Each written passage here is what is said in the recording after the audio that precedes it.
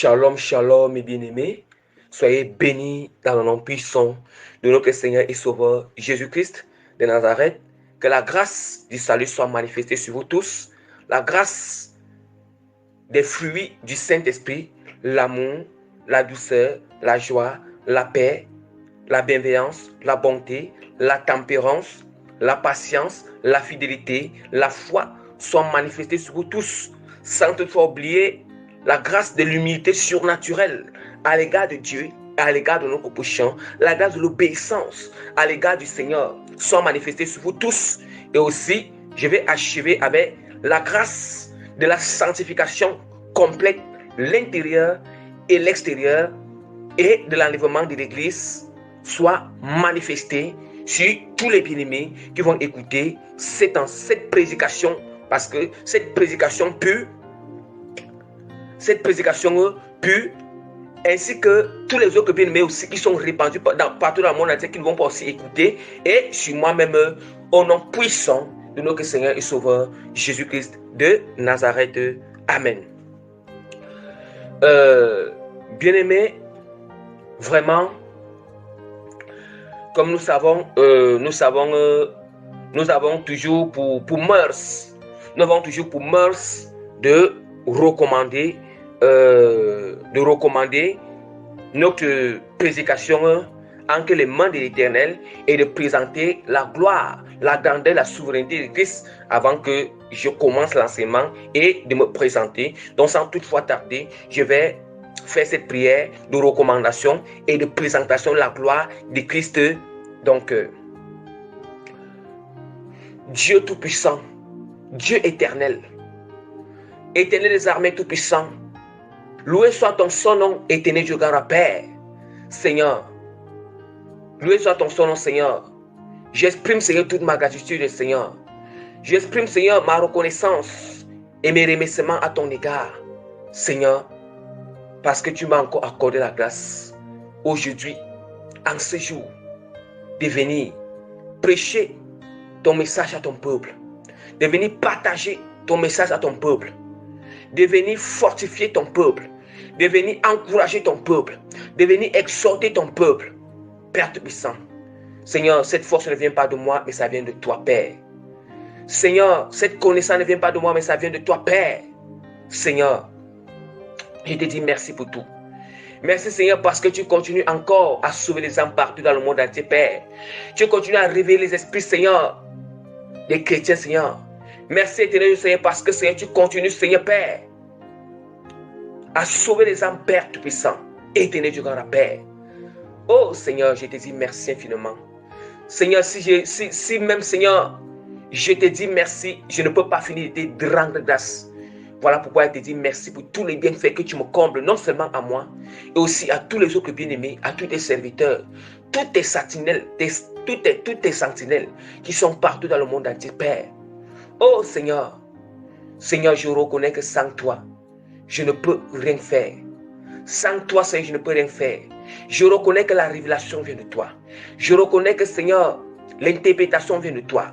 Je reconnais, Père, l'enseignement vient de toi. Je reconnais, Père, la connaissance vient de toi. Je reconnais, Père, sans ta foi, je ne peux rien faire. Voilà pourquoi je t'en supplie, Père. Seigneur, de prendre total concours en ce moment d'enseignement, Père. Je t'implore, c'est de saisir ma langue et saisir mon esprit, Père. Je t'implore de mettre des paroles, Seigneur, sur ma langue, Père. Seigneur, afin de prêcher à ton peuple, Seigneur.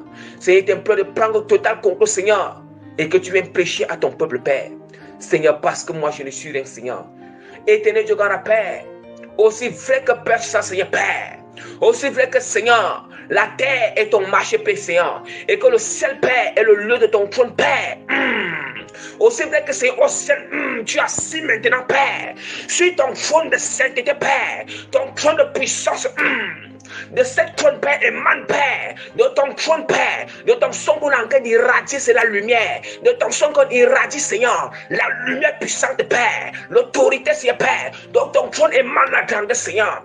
Aussi vrai qu'éternel Dieu, Père Saint-Seigneur, Père, dans ton trône, Père Saint-Seigneur, le souffle était sorti de tes narines pour fendre la mer, pour fendre la mer, Seigneur, Père. Lorsque les Israéliens poursuivaient, Seigneur, les Israélites, Père Saint-Seigneur, on a puissant de Jésus. Aussi vrai que Père Saint-Seigneur, le même souffle qui était sorti des narines, Père, avait fendu la mer, Seigneur. Le même souffle avait encore soufflé sur la mer pour engloutir les Égyptiens, Seigneur, pour refermer, Père, pour fermer les Égyptiens dans la fondation, Père, pour les refermer, Seigneur, pour les engloutir maintenant, c'est dans la mer, Seigneur. Aussi vrai que Père, ça c'est aussi vrai que Père, ça, Seigneur, que tu as tenu la banque, Seigneur, dans sa ruse, Père, tu as tenu la banque dans sa ruse, Seigneur, dans sa ruse, lorsqu'il voulait, Seigneur, tromper, Seigneur, Jacob, Père, lorsqu'il voulait exploiter Jacob, Père, ça, Seigneur, tu as manifesté ta puissance, tu as manifesté ta puissance, Père, au nom puissant de Jésus, aussi vrai que Père, ça, Seigneur, que tu es au-dessus de tes choses, Père, Seigneur, tu es digne de recevoir l'honneur, la gloire, la puissance, Seigneur. Voilà pourquoi c'est par cette puissance, par cela tu es digne de recevoir l'honneur, la gloire, la puissance, Seigneur, l'adoration, Seigneur, l'exaltation, Père, les célébrations, Seigneur, Père, Seigneur, la force, l'autorité, Seigneur, la royauté, la souveraineté, Seigneur, la grandeur, Père, tu ça, Seigneur, la richesse, Père, Seigneur. Tu es digne de recevoir tout cela pour des siècles et des siècles, Père. Tu es digne de recevoir pour cela pour des siècles et des siècles, Seigneur. Tu es digne de recevoir, Père, l'action de la gratitude, Seigneur, la reconnaissance, Père, Seigneur. Tu es digne de le prendre, Père. Oh, Seigneur, Père, je te donne tout, Seigneur. Je te donne tout, Père, Seigneur. Je te donne tout, Seigneur. Même pendant ce moment-là, Seigneur. Toute la gloire te révèle, Seigneur, Père, Seigneur. Au nom puissant de notre Seigneur Jésus-Christ, Père, Seigneur. Sans demande ton son, nom, Père. Sans demande ton son, nom, Père. Sans demande ton son, nom, Père. Sans demande ton son, nom, Père. Sans demande ton son, nom, Seigneur. Pour des siècles et des siècles, pour toujours.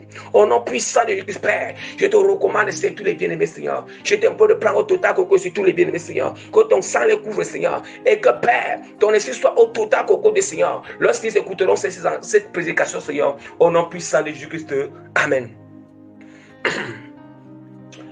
Bien-aimé, par la grâce que l'Éternel m'accorde, je me présente comme le plus petit des serviteurs de Dieu, le moindre parmi tous les serviteurs de Dieu, bien-aimé, l'apôtre Prémice Régis, que le Seigneur a appelé dans le ministère apostolique. Dans le ministère apostolique, mes bien-aimés.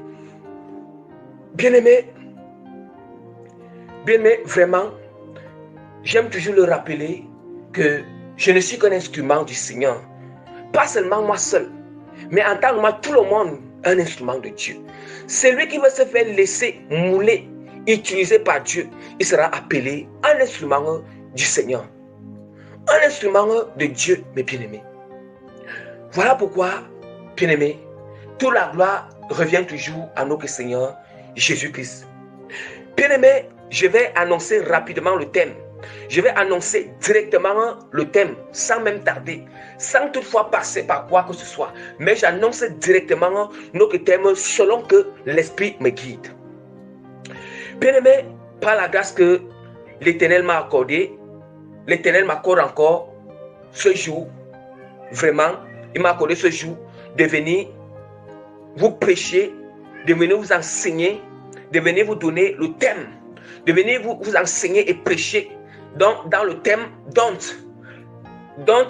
de venir vous prêcher le thème qui est intitulé sur la foi différentielle. La foi différentielle et unique qui rend tout possible. Je répète encore le thème la deuxième fois.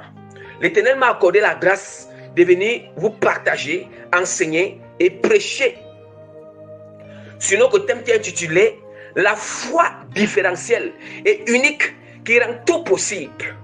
Voilà. La troisième fois, la foi différentielle et unique qui rend tout possible. Et bien-aimé,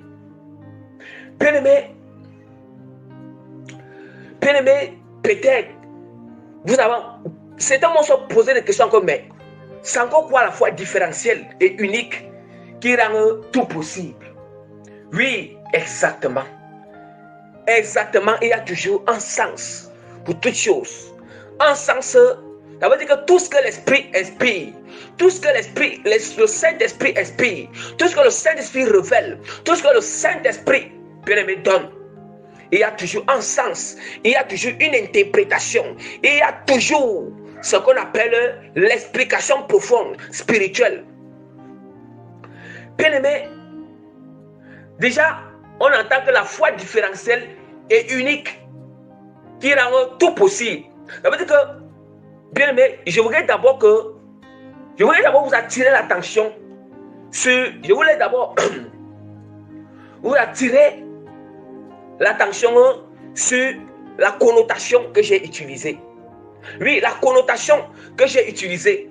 Or, la connotation, c'est le mot qui relie. Donc, ça veut dire que la connotation que j'ai utilisée entre différentiel et unique, parce que et cette connotation, c'est « et ». Nous allons voir que « et », c'est une conjonction de coordination. Cette conjonction de causation, c'est la connotation. Bien aimé. Et là maintenant, nous allons constater que quand nous voyons « et » quelque part, parfois c'est important, quand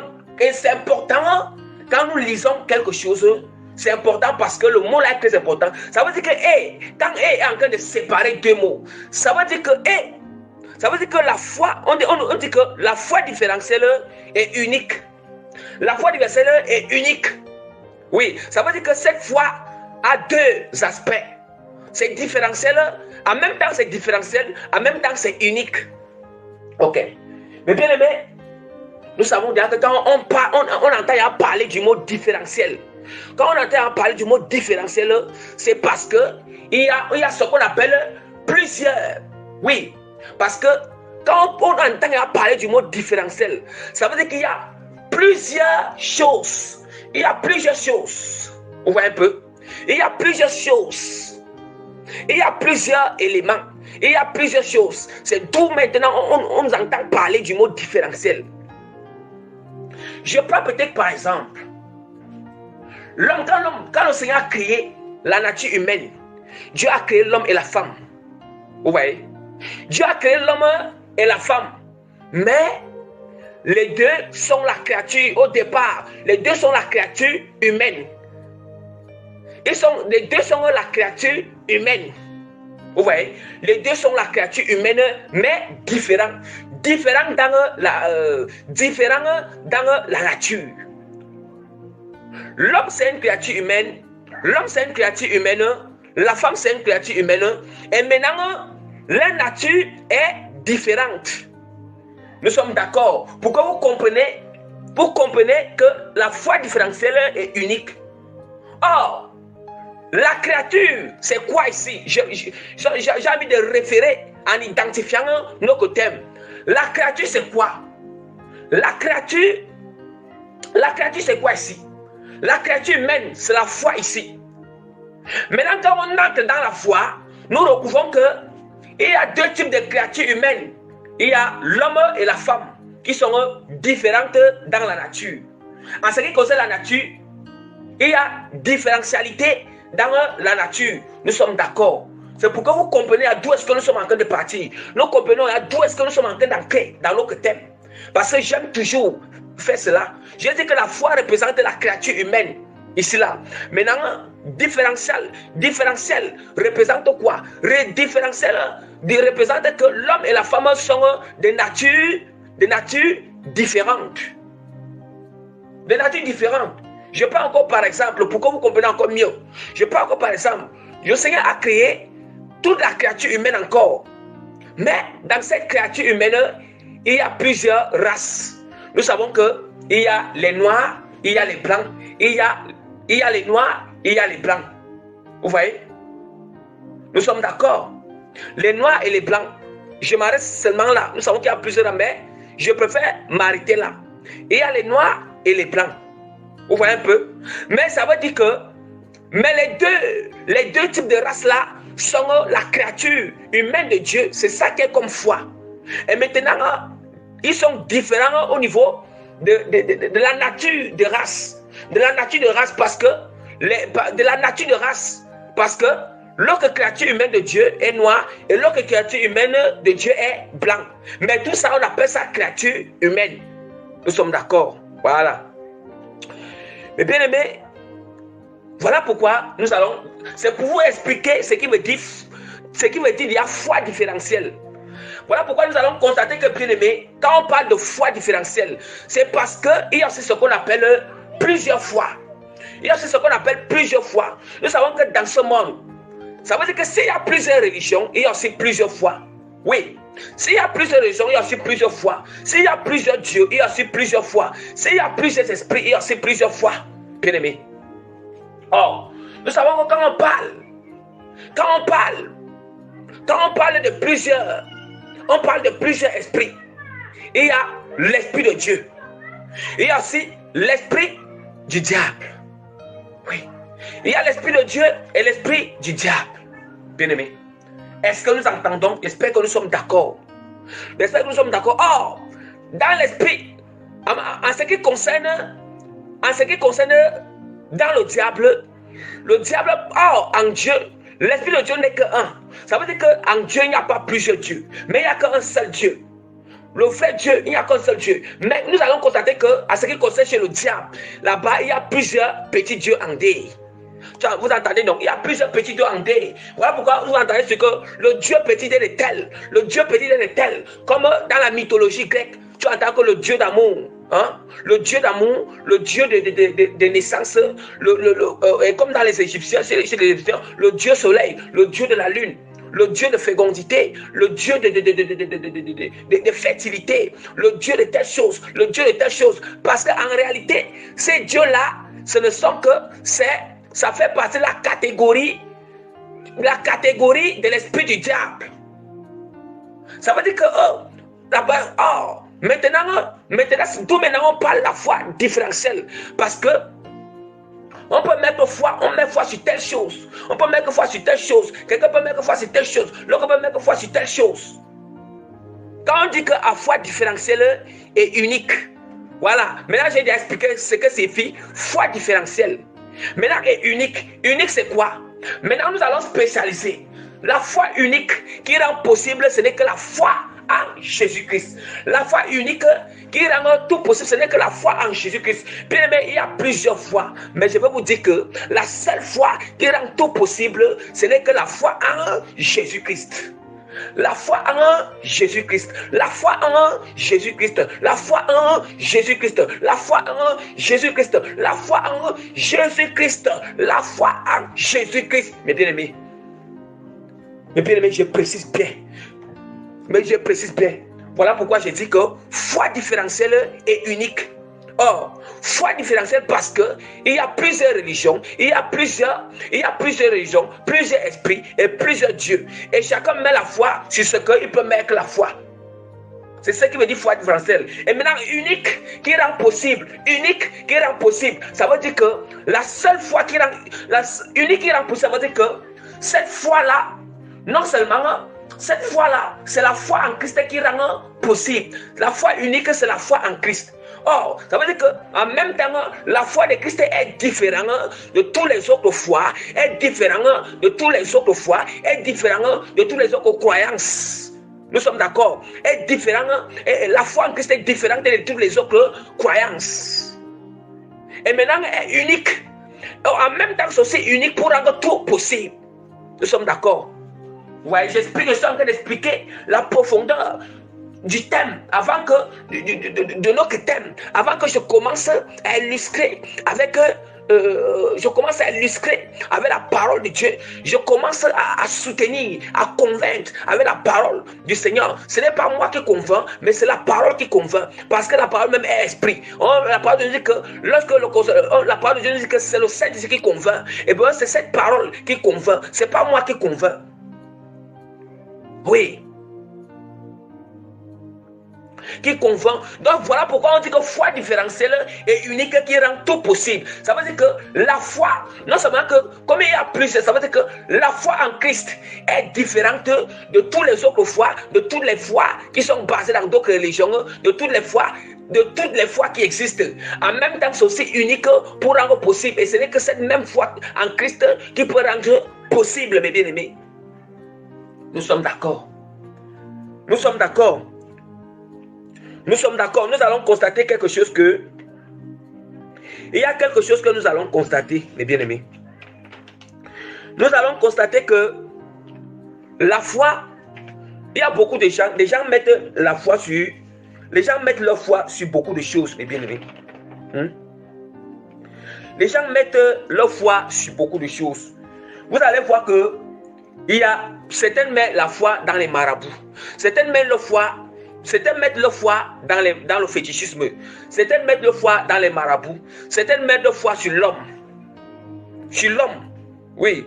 Certaines mettent leur foi sur l'homme, certaines mettent leur foi dans la politique, certaines mettent leur foi dans l'occultisme, certains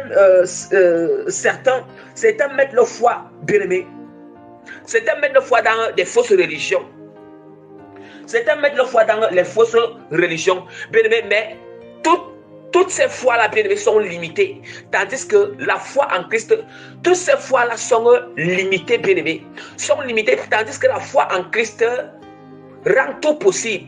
La foi en Christ rend tout possible. La foi en Jésus rend tout possible. Mais toutes les autres foi-là sont limitées. La différence entre ces foi, entre les foi qui sont basées dans les fausses religions, les foi qui sont basées dans les fausses religions, les foi qui sont basées dans les fausses doctrines, les foi qui sont basées dans la sorcellerie, l'occultisme, la magie, toutes ces choses. Ces foi-là sont limitées. Et cette foi-là ne peut pas amener dans le royaume des cieux. Ces foi-là ne sauvent pas.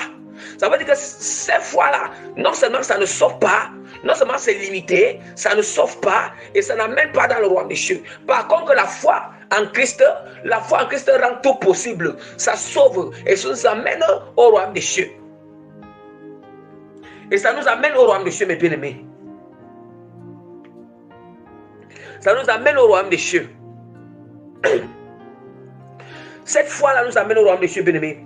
Nous allons constater quelque chose. Nous allons constater quelque chose, bien-aimé.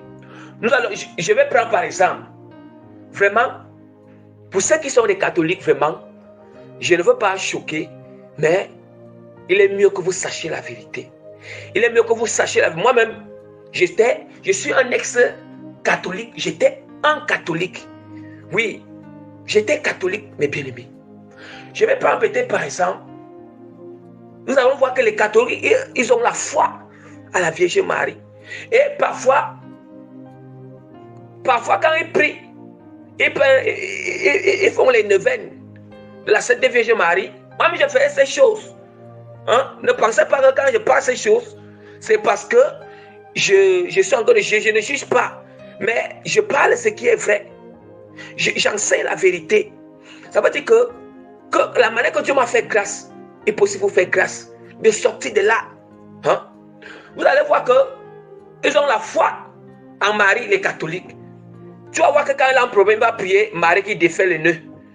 Marie qui défait les nœuds, il va prendre les litanies pour lire les litanies. Maintenant, vous allez voir que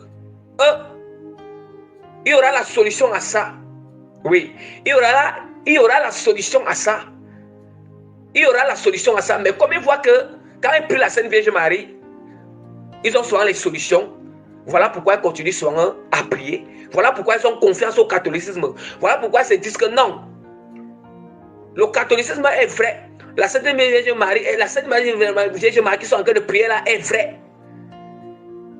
Mais je vais vous poser une question. Pourquoi il y a cette situation, la Sainte Vierge Marie a encore la solution? Mais pourquoi sur ces temps, la Sainte Vierge Marie n'a pas encore codé la solution jusqu'à aujourd'hui? Mais c'est pour vous dire que ce n'est pas la Sainte Vierge Marie, mais c'est la Reine du ciel qu'on nous parle dans Jérémie, que le Seigneur, Dieu, la Reine du ciel qu'on nous parle dans Jérémie, que les enfants d'Israël étaient en train d'adorer aussi la Reine du ciel. La Reine du ciel qui n'est que la Reine du ciel. La Reine du ciel que Dieu avait interdit aux enfants d'Israël d'adorer. Et c'est ça que vous êtes en train d'adorer aujourd'hui.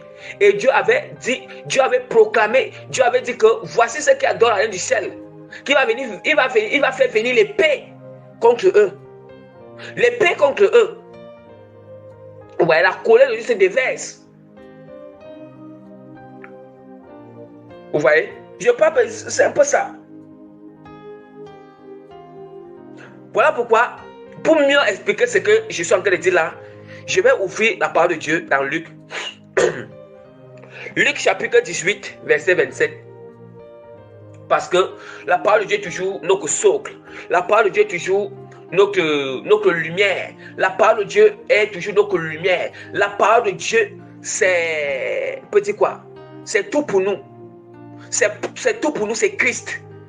C'est Christ. Ça veut dire que quand on se réfère, on s'appuie à la parole, on ne peut pas être confus. On ne peut pas être confus. Bien aimé, parce que si quelqu'un, on lui prêche la parole de Dieu, on lui prêche la vérité, on lui démontre cette vérité avec la parole, et que là, la personne a doute, il refuse. Ça veut dire qu'il y a l'esprit d'erreur. Il y a ce qu'on dit que oui, la personne accepte, mais là, elle ne veut pas encore mettre en pratique. Mais il y a ce qu'on dit que on te montre la vérité, mais tu renies la vérité. Tu refuses même la vérité, tu nies même. Mais tu as l'esprit d'erreur. La parole de Dieu dit dans Luc chapitre 27 que Jésus répondit à ce qui est. Jésus répondit, ce qui est possible aux hommes est possible à Dieu. Jésus répondit, ce qui est possible aux hommes est possible à Dieu. Bien-aimé, est-ce que nous entendons ce qui est... Oh, bien-aimé, je m'excuse. Je n'ai pas bien lu ce passage. Je n'ai pas bien lu ce passage. Vraiment, que le Seigneur me pardonne. Le passage, je relis encore Luc, chapitre 18, verset 27. Jésus répondit, ce qui est impossible aux hommes est possible à Dieu. Ce qui est impossible aux hommes est possible à Dieu. Bien aimé, nous constatons qu'il y a certaines personnes qui mettent la foi en Dieu, qui mettent la foi en l'homme, qui mettent la foi à la créature humaine. Bien aimé, l'homme est quoi? L'homme est la créature de Dieu. Comment on peut mettre la foi à la créature de Dieu à dépasser Dieu lui-même? Ça veut dire que quand on met la foi à la créature, on met la foi à la créature de Dieu, on met la foi à la créature de Dieu, bien-aimé, nous allons constater que ça veut dire que cette foi sera limitée. Deuxièmement, cette foi sera limitée et certaines choses sera impossible pour qu'on avance, impossible pour qu'on puisse obtenir, impossible pour qu'on puisse découvrir, impossible. Oui, bien-aimé, celui qui met confiance en un homme, celui qui met confiance à la créature de Dieu, celui qui met confiance au fétichisme, qui fait confiance au maraboutisme, qui met confiance au occultisme, qui met confiance au diable, bien-aimé, celui-là est limité. Celui-là est limité. Tu ne peux jamais avancer. Celui qui met la foi à la religion, les dogmes de la religion, les dogmes du catholicisme, les dogmes de toute autre fausse religion, bien-aimé. De toute autre fausse religion, mes bien-aimés, je ne vous manque pas. Je ne vous manque pas. Celui qui met la foi sur toute autre ces fausses religions-là, bien-aimé. Je ne vous manque pas que tu es limité. Ça veut dire que ta foi est limitée. Ça veut dire que tu ne peux pas découvrir la puissance de Dieu. Ça veut dire que tu ne peux pas découvrir, expérimenter la puissance du Seigneur. Ça veut dire qu'il y aura beaucoup de choses qui seront impossibles dans ta vie. Beaucoup de choses qui seront impossibles dans ta vie. Ça veut dire que tu n'es même pas encore ancré dans ce qu'on appelle une vie de possibilité. Tu es encore dans une vie d'impossibilité. Tu n'es pas encore dans une vie de possibilité. Tu es encore dans une vie d'impossibilité, bien-aimé. Ça veut dire que tout ce que tu vas faire, tout ce que tu pourras faire, bien-aimé, tu ne pourras pas gravir un certain niveau. Parce que tu as foi. Tu as foi en ce qui est impossible. Tu as foi en ce qui est limité. Tu as foi en ce qui est impossible, en ce qui est impossible, en ce qui est limité, en ce qui est stagnant. En ce qui est stagnant. Ça veut dire que par conséquent, ta vie même sera stagnante. Par conséquent, tu ne pourras pas accéder à certaines choses. Par conséquent, tu ne pourras pas expérimenter Dieu, expérimenter l'amour du Seigneur, expérimenter la puissance de Dieu, expérimenter le royaume des cieux, expérimenter la transformation, expérimenter la manifestation du Saint-Esprit, expérimenter. Nous sommes d'accord. Tu ne pourras pas expérimenter. Là, nous sommes d'accord, mes bien-aimés.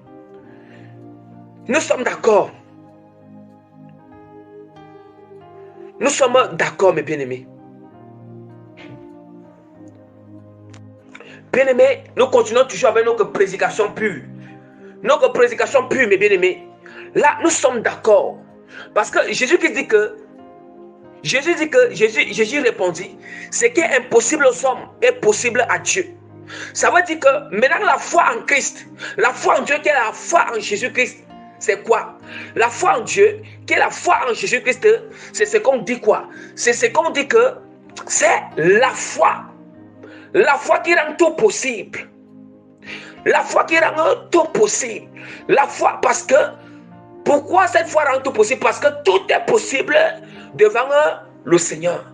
Tout est possible devant Dieu. Pourquoi tout est possible devant Dieu? Parce que tout ce qui est en train de se présenter, toutes ces circonstances, tout ce qui se présente, toutes ces choses qui se présentent, on dit que toutes ces choses-là, on dit que tout ce qui vit, c'est Dieu qui a créé toutes choses. Oui, c'est lui qui est le créateur. Ça veut dire que c'est lui qui peut manipuler ces choses comme il faut. Ça veut dire que toute chose est soumise sous l'autorité de Christ. Toutes choses obéissent à Christ. Toutes choses obéissent à Christ. Bien-aimé, comment est-ce que vous pouvez aller avoir foi en ce qui est soumis à l'autorité de Christ? La parole de Dieu nous dit que tout genou fléchira devant Christ. Ça veut dire que toute chose, que ce soit le maraboutisme fléchit genou devant Christ, l'occultisme fléchit genou devant Christ, hein? Même le soi-disant Vierge Marie qui est la reine du ciel, qui n'est qu'un esprit impur, un démon, hein? Toutes ces choses-là, même le diable soumet, même le diable il fléchit genou devant Christ, bien-aimé. L'occultisme, la franc-maçonnerie fléchit genou devant Christ, bien-aimé. Bien qu'ils sont rebelles, mais ils fléchissent genou, bien-aimé. Quand Jésus gronde, quand Jésus il sort une parole, que arrête, ils arrêtent. Arrêtez, ils arrêtent. Mais vous préférez mettre foi en qui? Celui qui a le pouvoir de dire que arrêtez et les choses s'arrêtent, ou bien celui qui a le pouvoir, ou bien celui qui n'a même pas le pouvoir, bien-aimé, de vous donner la vie éternelle, qui n'a même pas le pouvoir, bien-aimé, qui de vous donne la vie éternelle. Attention mes bien-aimés. La parole de Dieu nous dit encore dans Matthieu 8. Puis Jésus dit, Matthieu 8 chapitre 13, Matthieu 8 verset 13. Puis Jésus dit au centenier, va, qu'il te soit fait selon ta foi. Et à là même, le serviteur fut guéri. Bien-aimé, écoutons très bien. Jésus-Christ dit quoi? Qu'il te soit fait selon ta foi. Bien-aimé, qu'il te soit fait selon ta foi. Bien-aimé, quand je vous dis quelque chose, quand on dit que foi, quand on dit que j'ai la foi, apprenez toujours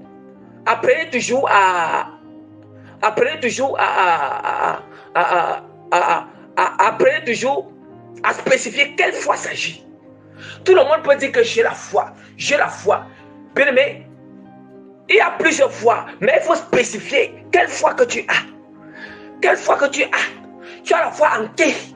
Quelle foi que tu as, bien aimé? Bien aimé, la foi est là. La foi est là. Jésus qui dit qu'il te soit fait selon ta foi. Mais là, maintenant, on ne connaît pas encore quelle foi que le centenier a.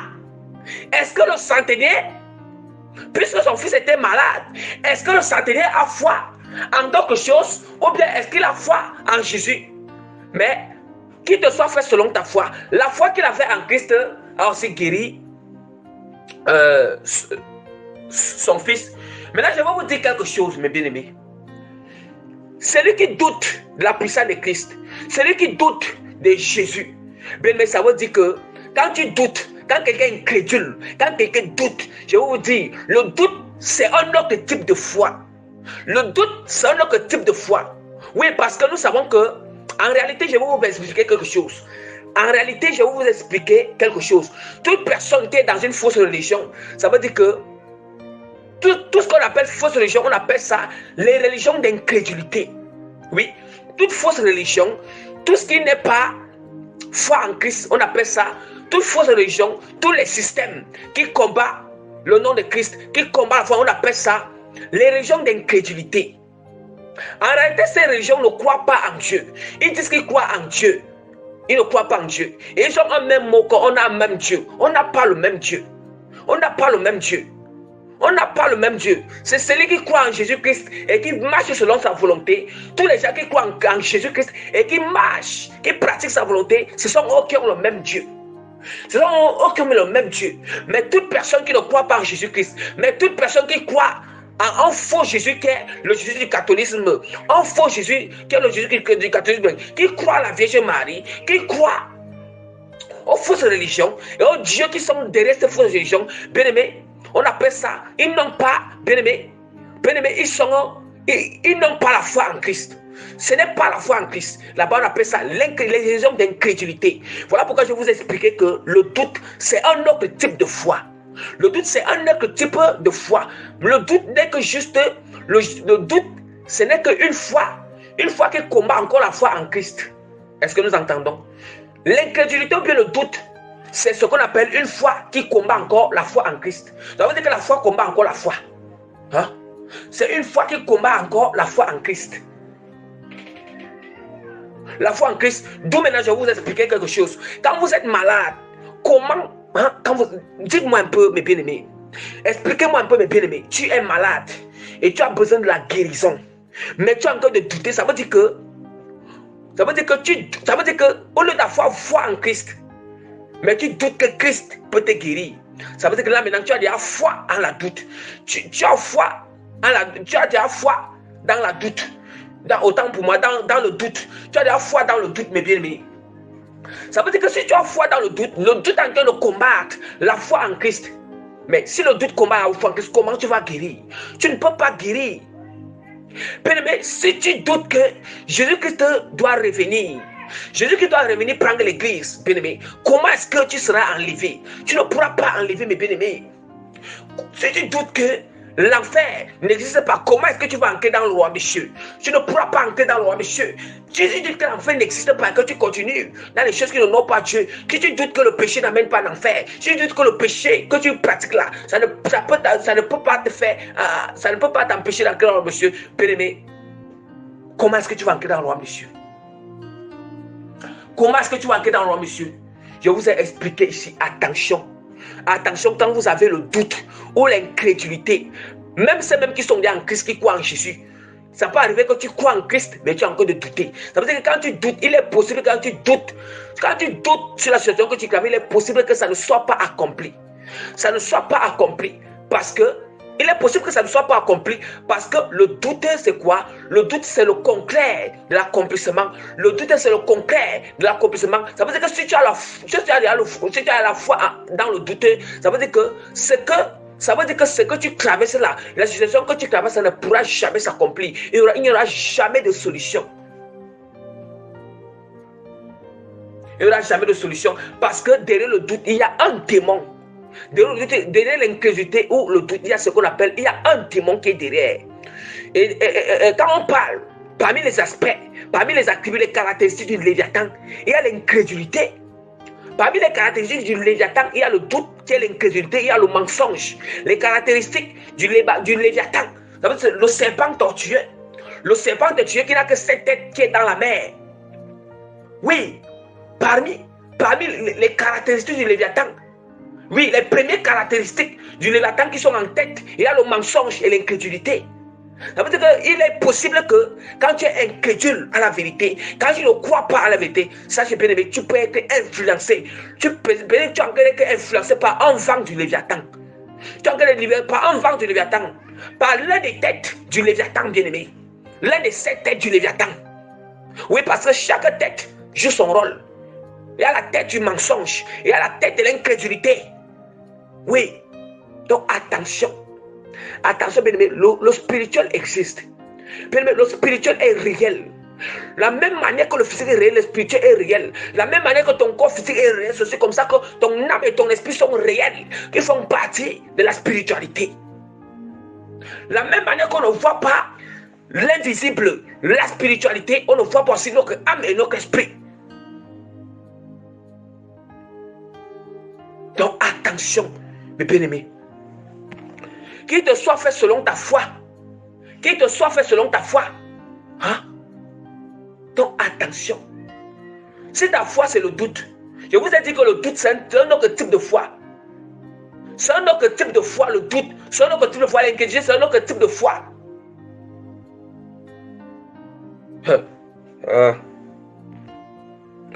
Donc, mes bien-aimés, donc faisons très attention. Nous allons toujours continuer, nous continuons à vaquer. Nous continuons à entrer dans les profondeurs de la foi différentielle et unique qui rend tout possible. Oui, nous allons essayer d'entrer dans les profondeurs. Bien-aimés, soyez attentifs. Soyez attentifs parce que ça c'est un enseignement qui doit aider, qui doit faire grandir ou ajouter encore, qui fera grandir beaucoup de bien-aimés qui commencent à marcher avec Christ. Bon, pour ceux qui sont dans les matures, les grands, pour ceux qui sont les matures et les grands, ça pourra ajouter quelque chose à ce que Christ aussi vous a enseigné. Christ vous a fait grâce. Oui, parce qu'on dit que la connaissance est partielle.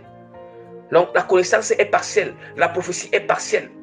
Oui, donc on prophétise en partie, on connaît en partie. Oui. Mais bien aimé, nous allons voir que, voilà, maintenant nous allons entrer dans la foi différentielle et unique qui rend tout possible. Maintenant, cette foi qui est la foi en Jésus-Christ. Maintenant, il y a aussi ce qu'on appelle, quand on entre, maintenant on sort dans plusieurs types de foi. Maintenant, nous allons nous focaliser sur la foi en Christ, qui est vraiment la foi différentielle et unique. Maintenant, bien aimé, quand on a cette foi unique, qui rend tout possible, qui est la foi en Christ, bien aimé, quand nous avons cette foi, nous allons parler aussi de cette foi, bien aimé. Nous allons parler de cette foi. Dans cette foi, il y a aussi ce qu'on appelle les étapes. Il y a ce qu'on appelle les étapes dans cette foi. D'où maintenant on dit souvent que la foi doit grandir. La foi doit grandir. Mais pour que la foi grandisse, bien aimé, il faut les épreuves, il faut la souffrance, il faut les difficultés, il faut les persécutions. Il faut, bien aimé, du départ où tu viens d'accepter Christ, ta foi est encore bas. Ta foi est encore très basse. Ça veut dire que ta foi est encore très basse. Ta foi est encore à la base. Ça veut dire que c'est la base. Nous savons que la base, ça veut dire que la base c'est encore très bas encore. Très bas encore. C'est ça la base. La base est encore en bas. Oui. Et maintenant, quand tu crois en Christ, quand tu crois en Jésus, il faut que ta foi ne doit pas demeurer à la base. Ta foi ne doit pas demeurer à la même place. Mais il faut que ta foi augmente. Il faut que ta foi puisse croître. Nous sommes d'accord. Il faut que ta foi puisse croître. Bien aimé. Il faut que ta foi puisse croître. Et qu'est-ce qui fait croître cette foi? Bien aimé. Ce n'est que la souffrance. C'est la souffrance. Ce sont les épreuves. Et la souffrance pour Christ. Tu souffres pour Christ. Là maintenant, je vais vous expliquer quelque chose.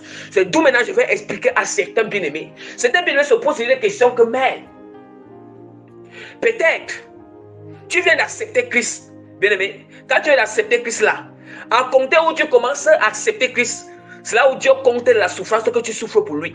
Ça veut dire que quand tu viens d'accepter Christ, bien-aimé, il ne faut pas mélanger la souffrance que tu as en Christ là, avec la souffrance que tu as souffert quand tu avais la foi dans les faux dieux, la foi dans les fausses religions, la foi dans les choses du monde, la foi en Égypte, la foi dans des pratiques du monde, la foi quand tu pratiquais le péché dans le monde. C'est ça que tu as alors, c'est un chrétien. C'est tout maintenant, il dit que non. C'est tout maintenant, il voit soit qu'ils ont trop souffert. Or, ce n'est pas le cas. C'est là qu'ils voient qu'ils ont trop eu des difficultés dans leur vie. Ce n'est pas le cas, bien-aimé. Ça veut dire que quand tu viens en Christ, une fois que tu acceptes Christ, toute souffrance que tu as eue là, hors de Christ, en dehors de Christ, ça n'a pas de rapport. Christ n'a pas de rapport. Ça veut dire que ça n'a pas de rapport avec la foi en Christ. Toutes ces souffrances-là, parce que quand tu es encore dans le monde, tu es dans l'occultisme, tu es dans le satanisme, tu es dans la sorcellerie, tu es encore en Égypte, tu es encore dans le système du monde, tu es encore dans l'idolâtrie. Même la même chose quand tu es encore chrétien tiède. Bien aimé, le jour que tu vas devenir chrétien consacré là, ça veut dire qu'il y a une nouvelle souffrance en Christ qui doit commencer. Et Christ va fixer cette souffrance pour un temps. Écoutons très bien. Il va fixer la durée de cette souffrance pour que tu accèdes à certaines bénédictions. C'est ça qui tue certaines personnes. Parce que parfois, certaines personnes, non seulement même tu accèdes, vraiment pour accéder au royaume des cieux, pas seulement même certaines bénédictions, mais la bénédiction éternelle, la bénédiction qui est éternelle. qui n'est que éternel, c'est ancré dans le roi monsieur. Être enlevé par Christ. Hein? Ancré dans le roi monsieur. Bien-aimés, et voilà pourquoi je vais expliquer certains bien-aimés. Certains bien-aimés, ils pensent que, bien-aimés, nous sommes dans la souffrance. Je vous ai expliqué que quand on a la foi en Christ, il faut que la foi grandisse. Maintenant, qu'est-ce qui fait grandir la foi? C'est la souffrance, les épreuves, les difficultés, les persécutions. Maintenant, je vous ai expliqué que, ok, je vous ai expliqué que, maintenant, quand nous sommes en Christ,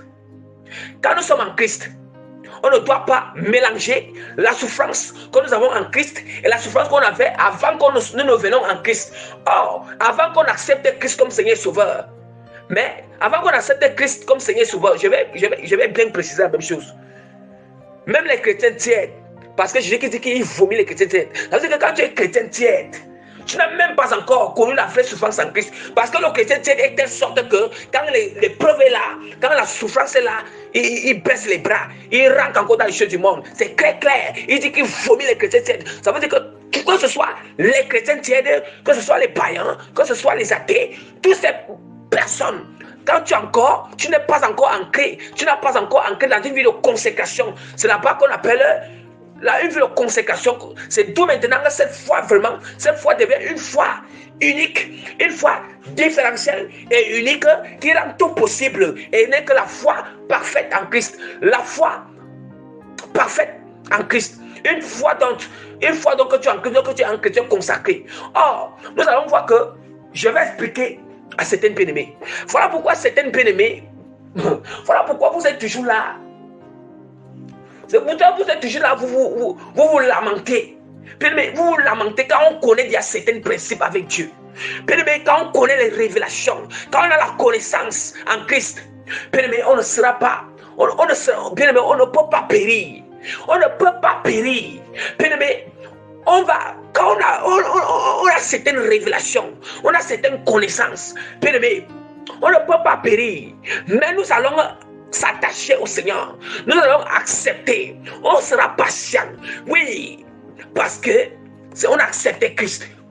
Donc ne comparez jamais, ne mélangez jamais la souffrance que tu avais ou bien les épreuves ou les persécutions que tu traversais lorsque tu étais encore mondeur, tu étais encore dans le cultisme, tu étais encore dans les fausses religions, tu étais encore dans le maraboutisme, tu étais encore dans les choses qui n'ont pas Dieu, tu étais encore dans les musiques mondaines, toutes ces choses-là, le système du monde, tous ces systèmes, la convoitise des choses du monde, tout ce qui est dans le monde. Lorsque tu as encore foi, tu as encore ces choses.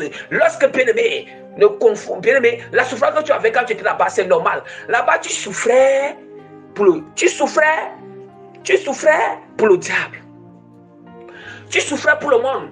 Tu souffrais pour le diable. Et tu souffrais même quand tu as aussi la confiance en un homme. Tu souffrais aussi pour cet homme. Tu souffrais aussi pour cette créature humaine. Tu souffrais aussi pour ça. Tu souffrais. Oui. Tu souffrais. Mais là, maintenant aussi, quand tu viens en Christ, mais comment tu vas prendre cette souffrance et venir dire que oui, comme tu viens de venir en Christ, tu as fait 2 ans ou 3 ans ou 4 ans en Christ, tu vas dire que non, j'ai dit attends souffert. Ça veut dire que tu vas prendre les 2 ans que tu as souffert en Christ là. Après, peut-être si tu es venu en Christ à partir de 25 ans et que tu as vécu ça à partir de. Tu es venu en Christ à partir de 20, tu as 25 ans, tu es venu en Christ. Je peux peut-être par exemple, tu es venu en Christ que tu as 25 ans. Et que peut-être que tu as fait 2 ans en Christ, 2 ans et 3 ans en Christ, tu es aligné avec Christ, hein? Tu es aligné avec, tu as fait 2 ans, 3 ans, et maintenant tu vois que bon, Christ n'apporte pas toujours la solution à ce que tu désires, ou bien tu n'as pas encore obtenu certaines choses. Tu vas commencer à dire que Seigneur, j'ai tant souffert, j'ai même déjà jusqu'à 27 ans, j'ai même déjà jusqu'à 28 ans, j'ai déjà jusqu'à 30 ans, bien aimé. Parce que quoi? Pourquoi tu vois que tu attends? Parce que tu prends la souffrance là. Tu prends la souffrance que toi tu souffrais pour le diable. Quand tu étais dans le monde, tu souffrais pour les hommes. Tu souffrais pour la créature de Dieu. Tu souffrais dans les fausses religions. Tu prends ça pour venir mélanger. Tu prends les 25 ans là. Les 25 ans pour venir mélanger avec les 2 ans ou les 3 ans que tu as passé avec Christ. Ça ne se fait pas. Ça ne se fait pas. Mais il faut que les choses soient éradiquées dans les pensées des chrétiens. Ça n'est qu'à bannir dans les pensées des chrétiens. Ça n'est qu'à éradiquer. Ça veut dire que si toi-même tu es chrétien, c'est normal. Si toi tu es chrétien, sache même que tu ne peux même pas encore accéder parce que si tu es encore chrétien, toi tu es encore chrétien, tu es là, mais tu ne fais que crier, que tu souffres depuis que le Seigneur, bien, mais c'est normal. C'est normal parce que toi, tu n'as même pas encore commencé à souffrir pour Christ. Tu n'as pas encore commencé à souffrir. Tu souffres encore pour ta tiédeur. Oh, dans la tiédeur. Christ n'est pas dans la tiédeur. Oui, là-bas, ce sont les vomissures. Bien-aimés. Et c'est normal. C'est normal, mes bien-aimés. La parole de Dieu nous dit quoi? Oh, cette foi, la foi en Christ, une vraie foi en Christ, une foi unique qui rend tout possible, c'est lorsque tu es un chrétien consacré, un chrétien sanctifié, un chrétien de consécration totale. Tu es consacré totalement à Christ. Tu es consacré totalement à Christ. Quand tu dis que quand tu entends que tu es consacré à Christ, ça veut dire que ton corps, ton âme, ton esprit, tout ton être est consacré à Christ. Est consacré, tout ce qui t'appartient est consacré à Christ. Tout ce que tu fais consacré à Christ. Ça veut dire que tu vis pour le royaume des cieux. Tu vis pour Christ. Oh, mes bien-aimés. Nous, bien-aimés, les chrétiens, peut-être, je ne sais pas. Je ne sais pas, je ne sais pas. Tout dépend des genres d'enseignement que les chrétiens ont reçus. Tout dépend vraiment quel genre d'enseignement, quel genre de prédication que les chrétiens écoutent, les chrétiens ont reçu. Voilà pourquoi, bien aimé, quand vous écoutez des enseignements morts, des prédications mortes, oui, il n'y a pas, le Saint-Esprit ne vivifie pas, bien aimé. Oui, il n'y a pas la vérité totale. Vous allez demeurer la même chose dans votre vie. La vie ne va jamais avancer. Et même si tu meurs même, tu ne vas pas entrer dans le royaume des cieux. Bien aimé, voilà pourquoi priez le Seigneur. Priez Dieu afin qu'il vous envoie des vrais serviteurs. Priez Dieu qui vous envoie des vrais serviteurs. Priez Dieu afin que qu'il vous envoie, ou bien vous rencontrez les vrais serviteurs qui prêchent la vérité authentique, toute la vérité. Où Dieu même, il prend place.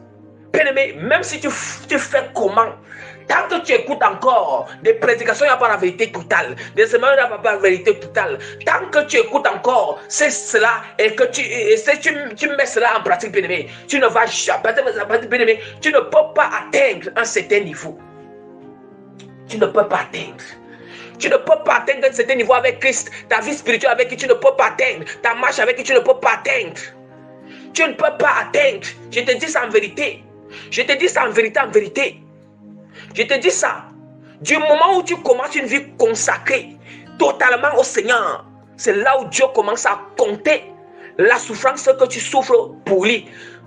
Il commence à compter. Ça veut dire que c'est ça, si tu fais l'erreur d'essayer de mélanger. Quand tu es chrétien consacré, tu essaies de mélanger la souffrance que tu as eue. Quand tu n'es pas chrétien consacré là. Ça veut dire que cette souffrance, Christ n'apprend pas à cette souffrance. Cette souffrance, Christ n'a pas tiré gloire à ça. Tu souffrais à cause, c'est la justice. Tu souffres à cause que tu es encore dans le monde. À cause que tu étais dans le péché, dans les choses qui n'ont pas Dieu. Mes bien-aimés. Comment même vous pouvez faire comme ça? On dit que, là, nous savons que, ok. Bien-aimés, nous savons que la souffrance, c'est quand tu es un chrétien consacré. Je suis en train de parler maintenant. La souffrance donne que tu es un chrétien consacré, tu as donné totalement à Christ. C'est là maintenant que Christ commence à compter ses souffrances. Et dans cette souffrance-là qu'il y a la récompense. Dans cette souffrance-là qu'il y a la gloire du Seigneur. Et maintenant il dit que la souffrance, nous savons que cette souffrance, c'est de montrer, c'est de démontrer. La souffrance quand tu es un chrétien consacré, c'est de démontrer au pouvoir. C'est de démontrer le pouvoir de l'authenticité, de l'amour que tu as pour Christ, la foi que tu as pour Christ, l'obéissance que tu as pour Christ, la fidélité. La fidélité, il faut démontrer. Cette souffrance-là, c'est quoi? La souffrance que quand tu es chrétien, que tu es en Christ là, tu n'es plus dans le monde, tu n'es plus chrétien tiers. C'est là maintenant qu'on appelle que la souffrance, cette souffrance-là, c'est pour démontrer. Ça veut dire que tu dois démontrer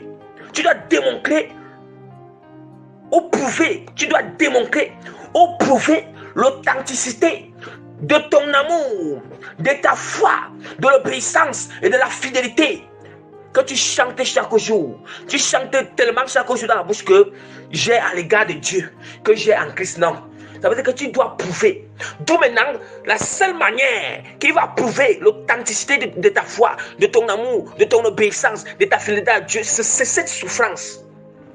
Ce sont ces souffrances. Ce sont ces souffrances, mes bien-aimés.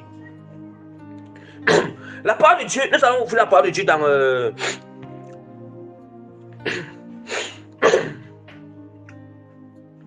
Nous allons ouvrir la parole de Dieu dans 1 Pierre, chapitre 3, verset 14. Il dit que d'ailleurs, quand vous souffriez pour la justice, vous serez heureux. N'ayez de aucune crainte et ne soyez pas troublés. N'ayez de aucune crainte, car ne soyez pas troublés. Bien-aimés, est-ce que nous entendons? La parole dit que d'ailleurs, quand vous souffrez, je vais encore lire, j'ai fini de lire une fois. Dans 1 Pierre aussi, chapitre 4, verset 16. Mais si quelqu'un souffre comme chrétien, qu'il n'en ait point honte, et que plutôt il glorifie Dieu à cause de son nom. Là, nous sommes toujours dans la souffrance. Là, nous sommes en train de parler de la souffrance. C'est que quand tu es en Christ, tu es un chrétien consacré en Christ. Parce que chrétien, lorsque le chrétien que l'Esprit de Dieu parle dans l'apôtre Paul, en ce moment, ils étaient chrétiens consacrés. Tous les chrétiens, en ce moment, ils étaient des chrétiens consacrés, des chrétiens dont le réveil était en eux, des chrétiens dont ils étaient baptisés de cet esprit, des chrétiens dont qui obéissaient au Seigneur. 1 Pierre, chapitre, ici, ce n'est pas fait de chrétiens tièdes, ni païens, ni athées, ni ceux qui sont encore dans le monde. 1 Pierre, chapitre 5, verset 10 nous dit, autant pour moi,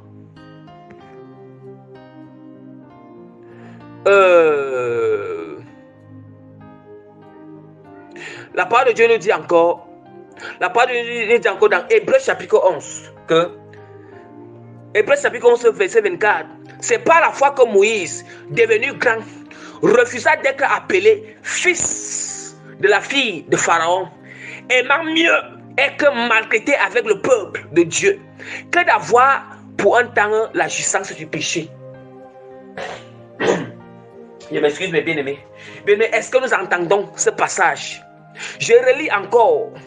Parce que vous pensez que quand le Saint-Esprit, l'Esprit de Dieu révèle à ses serviteurs des prédications, des enseignements, la connaissance, vous pensez que ce sont des choses qu'on appelle des hérésies. Vous pensez que ce sont des choses qu'on imagine. Vous pensez des choses qu'on ramasse. Non, bien-aimés. Voilà pourquoi lui-même encore il se rassure de nous donner encore des passages bibliques qui vont soutenir. Parce que dans ces passages, lui-même il est encore dans ces passages pour convaincre. La parole dit que c'est par la foi que Moïse, devenu grand, refusa d'être appelé fils de la fille de Pharaon, aimant mieux être maltraité avec le peuple de Dieu que d'avoir pour un temps la jouissance du péché. Que d'avoir pour un temps la jouissance du péché. Mais est-ce que nous entendons?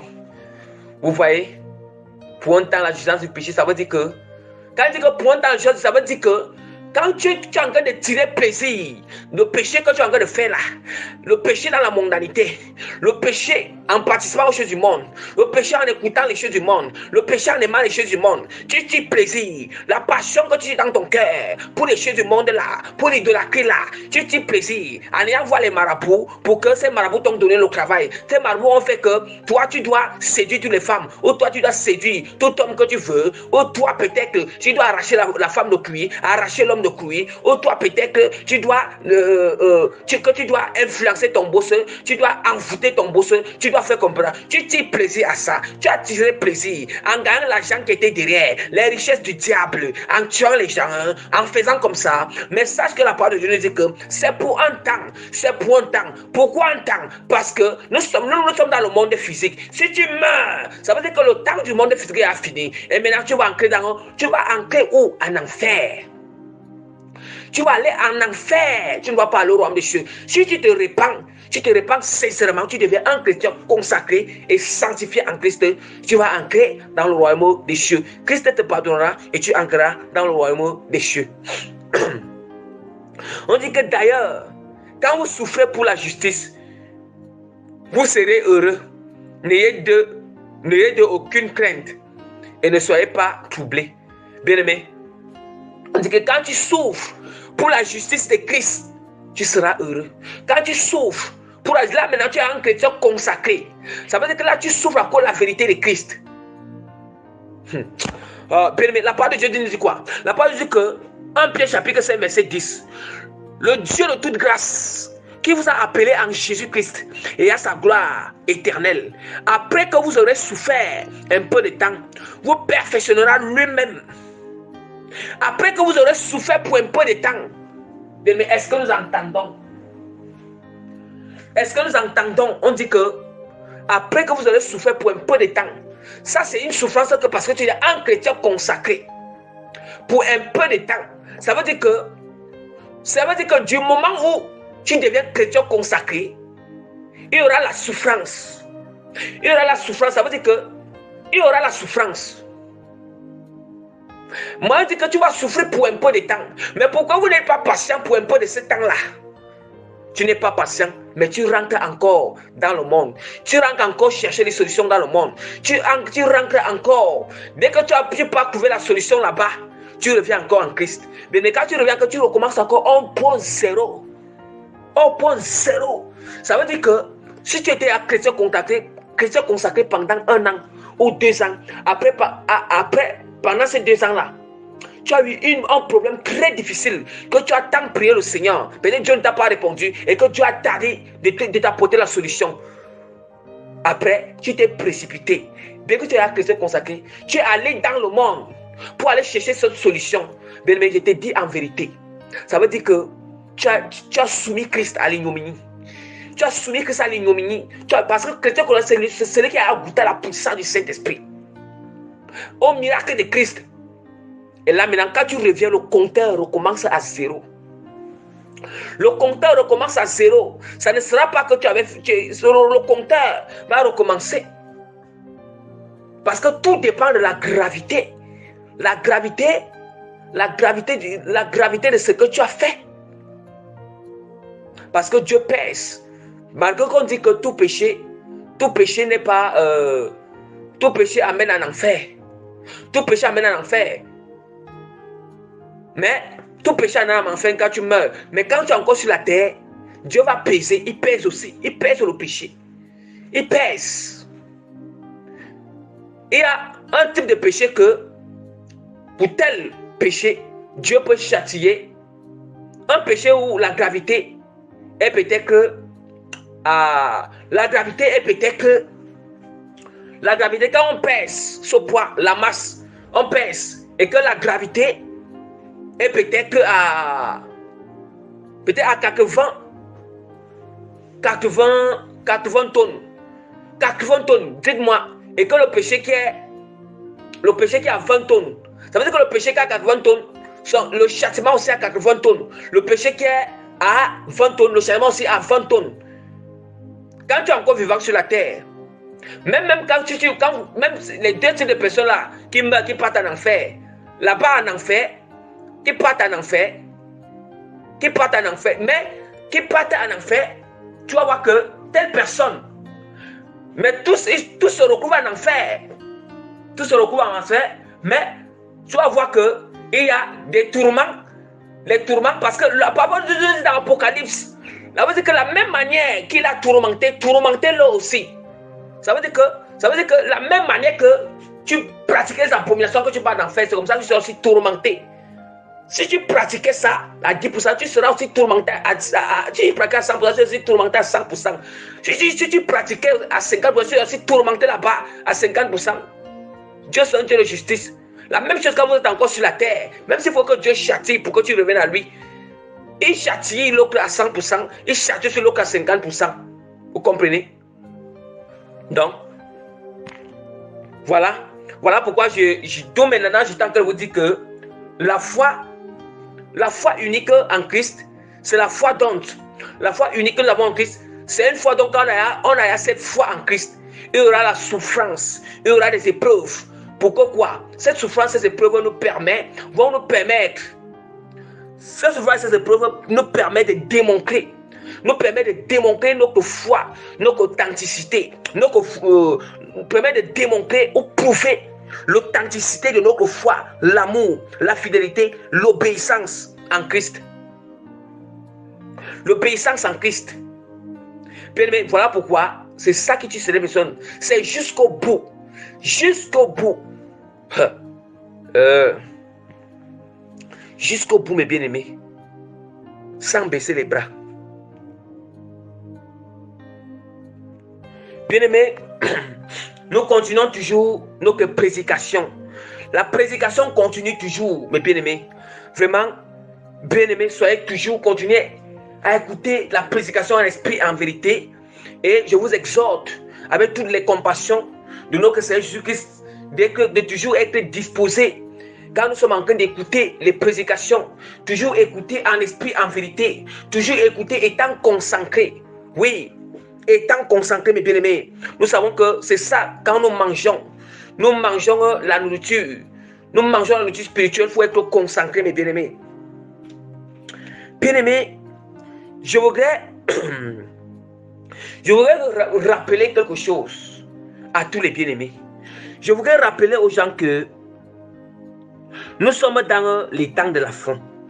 Oui, nous sommes dans les temps de la fin. Je voudrais rappeler. Nous sommes dans les temps de la fin. Nous sommes dans les temps de la fin. Nous sommes dans les temps de la fin. Jésus vient prendre son église. Jésus vient prendre son église. Parce que quand je mets l'accent sur ça, quand je rappelle sur ça, c'est pour que vous devez, c'est pour que quoi? C'est pour que vous sachiez que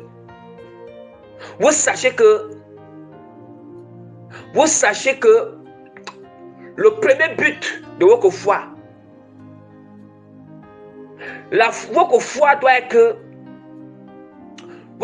doit être au centre.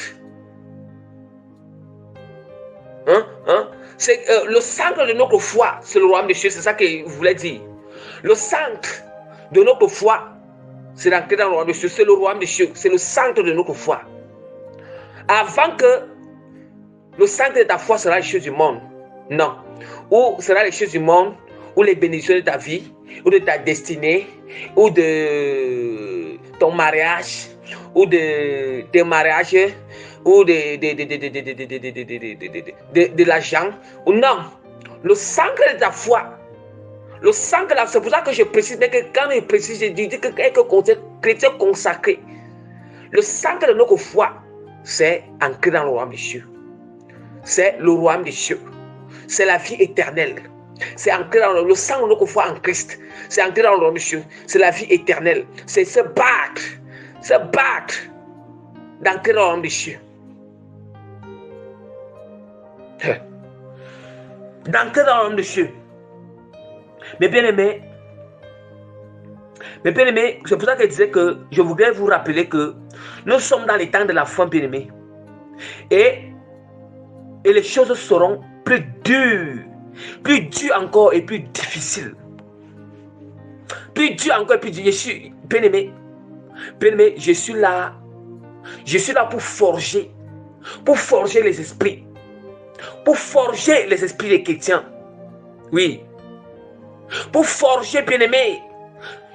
Bien-aimé, le Saint-Esprit, le Seigneur, Dieu m'envoie pour forger. Forger, bien-aimé, parce que j'aime prêcher des choses qui sont dures. Faire des prédications, prêcher des choses qui sont dures. Parce que quand nous prêchons des choses qui sont dures, bien-aimé, je vais vous prendre un exemple.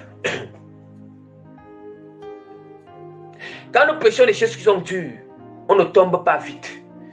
Quand tu as reçu des choses, on ne tombe pas vite. Quand on prêche des choses qui sont dures, ça veut dire que ça rend fort les chrétiens, ça rend fort leur esprit. Parce qu'ils sont à préparer psychologiquement, parce qu'ils sont à préparer. Voilà pourquoi je vais vous dire quelque chose, mes bien-aimés. Je voudrais vous dire quelque chose que là où nous voyons là, mes bien-aimés, là où nous voyons là, nous sommes dans les temps de la fin et les choses seront plus dures encore, plus difficiles. de plus en plus dur, de plus en plus difficile. Je vous le préviens. Plus dur et plus difficile à dépasser même la dureté. La dureté que nous traversons maintenant. À dépasser même les difficultés que nous traversons. On dit que, ça veut dire que les difficultés que tu traverses, que toi tu vois même que c'est plus dur. Ça veut dire que ça doit être plus dur encore. Or, si la difficulté est encore plus dure, il faut quoi? Il faut aussi que la foi augmente. Voilà pourquoi j'étais en train de dire que donc il est temps d'augmenter, il est temps que vos foi augmentent. Il est temps d'augmenter vos foi. Il est temps d'augmenter vos foi en Jésus-Christ. Oui. Et de l'exercer durement. Oui. Aussi. Et de l'exercer durement aussi. Et proportionnellement à la période ou la saison que nous traversons, ou la saison que nous allons entrer. Bien-aimé, qu'est-ce que ça signifie? Bien-aimé, il faut que la manière que la saison que nous allons entrer sera très dure et très difficile. Bien-aimé, il faut aussi que la foi soit exercée durement. Ça veut dire que proportionnel. La foi, ça veut dire que la manière que les choses seront dures. Il faut aussi que la foi augmente. Il faut aussi que la foi qui augmente en nous soit exercée durement aussi, bien-aimé. Durement, bien-aimé. Ça veut dire proportionnel à la souffrance. Proportionnel. Oui, parce que c'est lui, je vous le dis en vérité, c'est lui, bien-aimé, qui ne va pas exercer sa foi à un autre niveau élevé, à un autre niveau qui est proportionnel à ce qui est Dieu qui arrive, proportionnel aux difficultés qui arrivent. Bien-aimé, celui-là, il va vite tomber. Celui-là, il risque même de prendre la marque de la bête. Oui, surtout même si ceux qui vont rester, même avant même l'enlèvement, il y aura d'abord certains moments aussi difficiles. Mais la marque de la bête est instaurée après l'enlèvement de l'église. C'est instauré après l'enlèvement de l'église. Là où la marque de la bête est instaurée. Instaurée et imposée. Bien aimé, voilà pourquoi je vous le dis en vérité. Je vous le dis en vérité, travaillez vos foi durement en ce moment. Exercez vos foi durement en ce moment. Exercez vos foi durement en ce moment. Exercez-le. Exercez-le proportionnellement à la saison que nous allons traverser, que nous traversons, proportionnellement aux choses difficiles que tu traverses et les saisons difficiles encore plus dures encore que nous devons encore traverser. Oui. Que nous devons encore traverser, bien-aimés. Oui. Et maintenant, pour faire, comment alors le faire? Comment l'exercer? Comment augmenter cette foi? Comment exercer cette foi? Bien aimé, c'est très simple. On doit le démontrer. Nous devons le démontrer avec les actes. On doit le démontrer avec les actes. On doit démontrer cette foi. Bien aimé, pour augmenter ta foi, bien aimé, ou bien pour exercer ta foi quotidiennement, il faut juste démontrer. Démontre cette foi avec les actes. Démontre-le avec les actes. Voilà pourquoi nous allons ouvrir la parole de Dieu. Nous allons ouvrir la parole de Dieu dans... Nous allons ouvrir la parole de Dieu. Nous allons ouvrir la parole de Dieu dans Hébreux chapitre 11, verset 1. Or, la foi est une ferme assurance des choses qu'on espère. Une démonstration de celles qu'on ne voit pas. La foi est une ferme assurance des choses qu'on espère. Une démonstration de celles qu'on ne voit pas. Une démonstration de celles qu'on ne voit pas. Mais nous sommes d'accord. Nous sommes d'accord. Qu'est-ce que ça signifie, mes bien-aimés? On dit que pour mieux expliquer ce passage, je vais lire rapidement dans Apocalypse chapitre 19, verset 7. Or, parce que pour mieux expliquer, parce que démontrer sans ce que tu espères. On dit que la foi c'est une ferme assurance des choses qu'on espère. Et une démonstration de celles qu'on ne voit pas. Comment démontrer aux choses qu'on espère, aux choses qu'on ne voit pas? Comment démontrer? Parce que il faut que tu espères quoi aux choses invisibles. Tu espères quoi? Tu espères des choses invisibles. Tu espères des choses invisibles. Ça veut dire qu'il faut que les choses invisibles se manifestent dans le physique. Tu démontres quoi? Tu démontres les choses invisibles. Ces choses invisibles, tu les démontres déjà dans le physique. Ça veut dire que tu démontres ça dans le physique avant même que la chose invisible à laquelle tu as foi que Dieu va faire grâce de te donner ça. Ça veut dire que tu commences déjà à démontrer, bien que tu n'as pas encore de ça physiquement, mais tu commences déjà à démontrer cela dans le physique. À démontrer cela dans le physique, c'est ça qu'on appelle la préparation. Ça veut dire que tu prépares. Ça veut dire que tu es en train de préparer. Tu prépares dans le terrain pour la chose que soit Dieu t'a promis ou tu as demandé à Dieu. Parce on peut avoir foi que soit Dieu t'a promis quelque chose. Maintenant, tu as foi sur ça. Soit c'est que tu as demandé quelque chose à Dieu. Comme ça, quand on demande quelque chose à Dieu selon sa volonté, nous allons aussi recevoir. Et là, maintenant, qu'est-ce qu'il faut? Bien que la chose n'est pas encore là, mais tu sais que tu as reçu. Mais tu sais que tu vas recevoir. Mais tu sais que la chose même spirituellement dans ton esprit, c'est déjà là. Ça veut dire que ça habite déjà dans ton esprit. C'est déjà là dans ton esprit parce que l'esprit est invisible. Le roi des cieux est visible. Or, le visible existe. L'invisible existe. Maintenant, ce que tu demandes, tu as demandé à Dieu, tu as déjà ça en toi. Mais tu ne vois pas, mais c'est déjà, réellement, c'est déjà en toi. C'est déjà en toi. Maintenant, il faut que ça se manifeste physiquement. Pour que ça, maintenant, avant que ça se manifeste physiquement, il faut démontrer.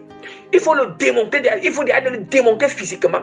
Or, la démonstration de ça que tu dois faire physiquement, ça veut dire qu'on appelle ça la préparation. Tu prépares le chemin, tu as plané le chemin. Parce qu'il faut que quand la chose là va venir, quand la chose va se manifester physique, il faut que ça veut dire couvrir que le terrain est déjà préparé. Oui, le terrain est préparé. Je prends peut-être par exemple, bien aimé. Je prends peut-être que, par exemple, celui qui va construire une maison. Bien aimé, celui qui veut construire une maison, n'est-ce pas? Celui qui veut peut-être celui qui veut construire une maison, avant de construire la maison, il va d'abord faire le plan architectural, non? Le plan architectural ou bien le plan d'architecture. Nous sommes d'accord. Nous sommes d'accord que la maison là ne peut pas exister sur le terrain si le plan architectural de cette maison, le plan architectural de cette maison n'existe pas. Bien aimé, nous savons qu'il y a certaines personnes, depuis que la personne a peut-être 18 ans, 19 ans, 20 ans, il a le plan de sa maison dans la tête que il a la foi qu'un jour, Dieu lui va l'accorder la grâce. Le jour que Dieu va lui faire grâce d'avoir les moyens, c'est ça qu'il va construire. Or, ça veut dire que, comme il a la foi en ça, il a déjà préparé le plan là depuis. Il a préparé le plan de la maison dans son esprit. Ça veut dire que la maison habite déjà dans ton esprit. Ça veut dire que si le plan de la maison est dans ton esprit, ça veut dire que la chose est déjà là. Si le plan de la maison est dans ton esprit, là, ça veut dire qu'il faut rester seulement que ça se manifeste physiquement. Or, pour que ça se manifeste physiquement, ça va découler du plan qui a de se manifester. Or, maintenant, pourquoi il faut démontrer? Là, maintenant, le plan de la maison est dans ton esprit. Et là, maintenant, il faut maintenant que la maison soit accomplie, soit manifestée physiquement pour réaliser physiquement. Mais qu'est-ce que tu vas faire? Tu vas d'abord, maintenant, pour faire la démonstration sur la démonstration physique. Parce que là, tu vas faire la démonstration. Pour faire la démonstration physique, tu vas d'abord, maintenant, le plan qui est dans ton esprit. Le plan de maison qui est dans ton esprit. Puisque le plan de maison qui est dans ton esprit, ce que tu vas faire, tu vas sortir ça sur un papier. Hein? On va classer ça sur un papier. Et là, maintenant, on appelle ça la préparation. On appelle ça, tu démontres déjà. Tu démontres déjà que coûte que coûte, tu vas construire cette maison. Tu démontres déjà. Parce que quoi? Tu le démontres en sortant le plan architectural sur le papier. Le plan de la maison sur le papier. Or, le plan de la maison, ce n'est pas la réalisation. Ce n'est pas la réalisation, mais la réalisation ne peut pas exister s'il n'y a pas aussi le plan de la maison. S'il n'y a pas le plan, parce que la réalisation, ça découle du plan de la maison. Nous sommes d'accord. Nous sommes d'accord, vous comprenez? C'est ça qu'on appelle la démonstration des choses. La ferme assurance des choses qu'on espère et la démonstration de celles qu'on ne voit pas. Oui, voilà pourquoi je vais ouvrir la parole de Dieu dans Apocalypse. Là, comme j'ai pris l'exemple dans le physique pour que vous compreniez. Apocalypse chapitre 19, verset 7, que je vais prêcher là maintenant. Apocalypse 19, chapitre 10, je lis au nom puissant de Jésus-Christ. Réjouissez-vous, réjouissons-nous et soyons dans l'allégresse et donnons-lui gloire, car les noces de l'agneau sont venues et son épouse s'est préparée. Les noces de l'agneau sont venues et son épouse s'est préparée. Bien-aimés, écoutons très bien. On dit que réjouissons-nous, soyons dans l'allégresse et donnons-lui gloire, car les noces de l'agneau sont venues. Ici, ce n'est plus. Ici, c'est question quand les noces de l'agneau auront de la place, quand il y a l'accomplissement des noces de l'agneau. Ici, on ne parle que. On parle déjà de l'accomplissement. On ne parle quand les noces de l'agneau sont en train de s'accomplir. Ce n'est plus que comment dire que les noces de l'agneau sont en train de finir. Non. Mais nous sommes dans l'Apocalypse. Ça veut dire que l'accomplissement des noces de l'agneau est en train d'avoir lieu, est en train de s'accomplir. Ça veut dire qu'ici, nous ne sommes plus sur le plan architectural. Mais on dit que c'est en train d'accomplir. Mais on dit qu'avant que les noces de l'agneau sont venues, écoutez, avant qu'il y ait accomplement de cette noce, qu'est-ce qui s'est passé? On dit qu'il y a eu une démonstration. Et on dit quoi? Écoutons très bien. Réjouissons-nous, soyons dans l'allégresse et donnons-lui gloire. Car les noces de l'agneau sont venues et son épouse s'est préparée. Son épouse sait. Écoutons très bien, on dit que son épouse s'est préparée. Ça veut dire que avant que les noces de l'agneau s'accomplissent, quand on parle de noces de l'agneau, on parle du retour de Christ. Si on parle du retour de Christ, on parle de l'enlèvement de l'église. Bien-aimé, on parle de l'enlèvement de l'église. Ça veut dire quoi? S'il y a noces de l'agneau, enlèvement de l'église, retour de Christ, ça veut dire qu'on nous parle. On nous dit que ceux qui participent dans ces noces, ceux qui se réjouissent dans ces noces, ce sont ceux d'entre qui se sont préparés. Écoutons très bien. Nous sommes déjà, on dit que la fête de noces a déjà lieu. La fête de noces qu'on attend accomplie. C'est ça que Apocalypse dit que là maintenant ça a déjà lieu. Mais Apocalypse nous montre que ce sont ceux qui s'étaient préparés. Écoutons très bien. C'est une promesse. On nous a donné une promesse des noces, une promesse d'enlèvement de l'église, une promesse du retour de Christ, que Christ nous a donné, pas seulement dans un seul passage, mais dans plusieurs passages. Pas seulement dans le Nouveau Testament, mais aussi dans l'Ancien Testament. Mais alors, bien-aimé, cette promesse que Christ nous a laissée, qu'il y aura noces de l'agneau, qu'il y aura son retour, qu'il y aura enlèvement de l'église, bien-aimé, vous faites comment pour dire que vous avez foi qu'il y aura retour de Christ? Vous avez foi que dans le retour de l'enlèvement de l'église, vous avez foi, bien-aimé, que vous allez participer au festin des noces. Mais alors, est-ce que cette foi est démontrée? Est-ce qu'on le démontre déjà maintenant? On dit que la seule manière qu'on doit le démontrer maintenant, c'est de se préparer, bien-aimé. C'est de se préparer pour le retour de Christ. Mais maintenant, pour se préparer pour le retour de Christ, qu'est-ce qu'il faut donc? Bien-aimé, pour se préparer pour le retour de Christ, nous savons que pour la préparation, il y a toujours des éléments nécessaires pour se préparer pour le retour de Christ. Parce qu'il fallait que la maison, il faut que la maison soit réalisée sur le terrain. Il faut que la maison soit réalisée sur le terrain. Pour que la maison soit on bulle, comme bulle la maison sur terre, comme construit la maison, que la maison est debout, toute la maison est construite. Il faut beaucoup d'éléments de préparation. Premièrement, il faut le plan architectural, il faut le sable, il faut dire que mettre le sable à côté. Il faut mettre le sable à côté. Donc, il faut le plan architectural est déjà posé. Le sable est déjà posé. J'ai déjà parlé que pour que les constructions commencent, des éléments nécessaires pour que la maison soit construite. Je ne parle pas de la construction, parce qu'avant la construction commence, il faudrait que tous les éléments soient ensemble, tous les éléments soient en place. Or, pour que la maison commence à être construite et que ça finisse, il faut d'abord le plan architectural. Je suis en train de parler de la préparation pour que la maison commence. Il faut le plan architectural. Après le plan architectural, il faut quoi? Il faut aussi le sable doit être posé. Il faut que le sable doit être posé. Le sable sanaga, le sable fin, le gravier doit être là. Il faut aussi préparer quoi? Préparer les fers. Préparer les fers. Préparer encore d'autres. Quoi d'autre? Préparer aussi les sacs de ciment. Quoi d'autre encore? Préparer l'eau. Quoi d'autre encore? Préparer les outils. Oui, préparer la pelle. Préparer la pioche. Préparer tout. Quoi d'autre encore, mes bien-aimés? Quoi d'autre? Préparer des seaux, préparer, vous voyez, préparer tout ce qui sera nécessaire pour que la réalisation commence. Pour que la réalisation, c'est quoi? C'est l'accomplissement du retour de Christ, c'est l'accomplissement des noces de l'agneau, c'est l'accomplissement de l'enlèvement de l'église. Voilà la réalisation de la mission. Maintenant, ici, maintenant les éléments, maintenant alors la préparation, on parle de préparation. La préparation, c'est un ensemble des éléments qui doivent être réunis pour que nous soyons enlevés. Oui, parce qu'on dit que se sont préparés. Ce sont l'ensemble des éléments qui doivent être réunis pour que la maison soit construite. C'est la même chose. C'est l'ensemble des éléments qui doivent être réunis pour que nous soyons enlevés. C'est ça qu'on appelle la préparation. Or, qu'est-ce qu'il faut alors? Quels sont les éléments nécessaires pour se préparer pour le retour de Christ? Ce sont toujours des éléments que je cite à toute fois. Des éléments qui sont indispensables dans tous mes enseignements. Qui sont indispensables dans tous mes enseignements. Premièrement, la sanctification. Deuxièmement, la foi en Christ. Hein? La sanctification complète, l'intérieur et l'extérieur. Oui, l'intérieur et l'extérieur.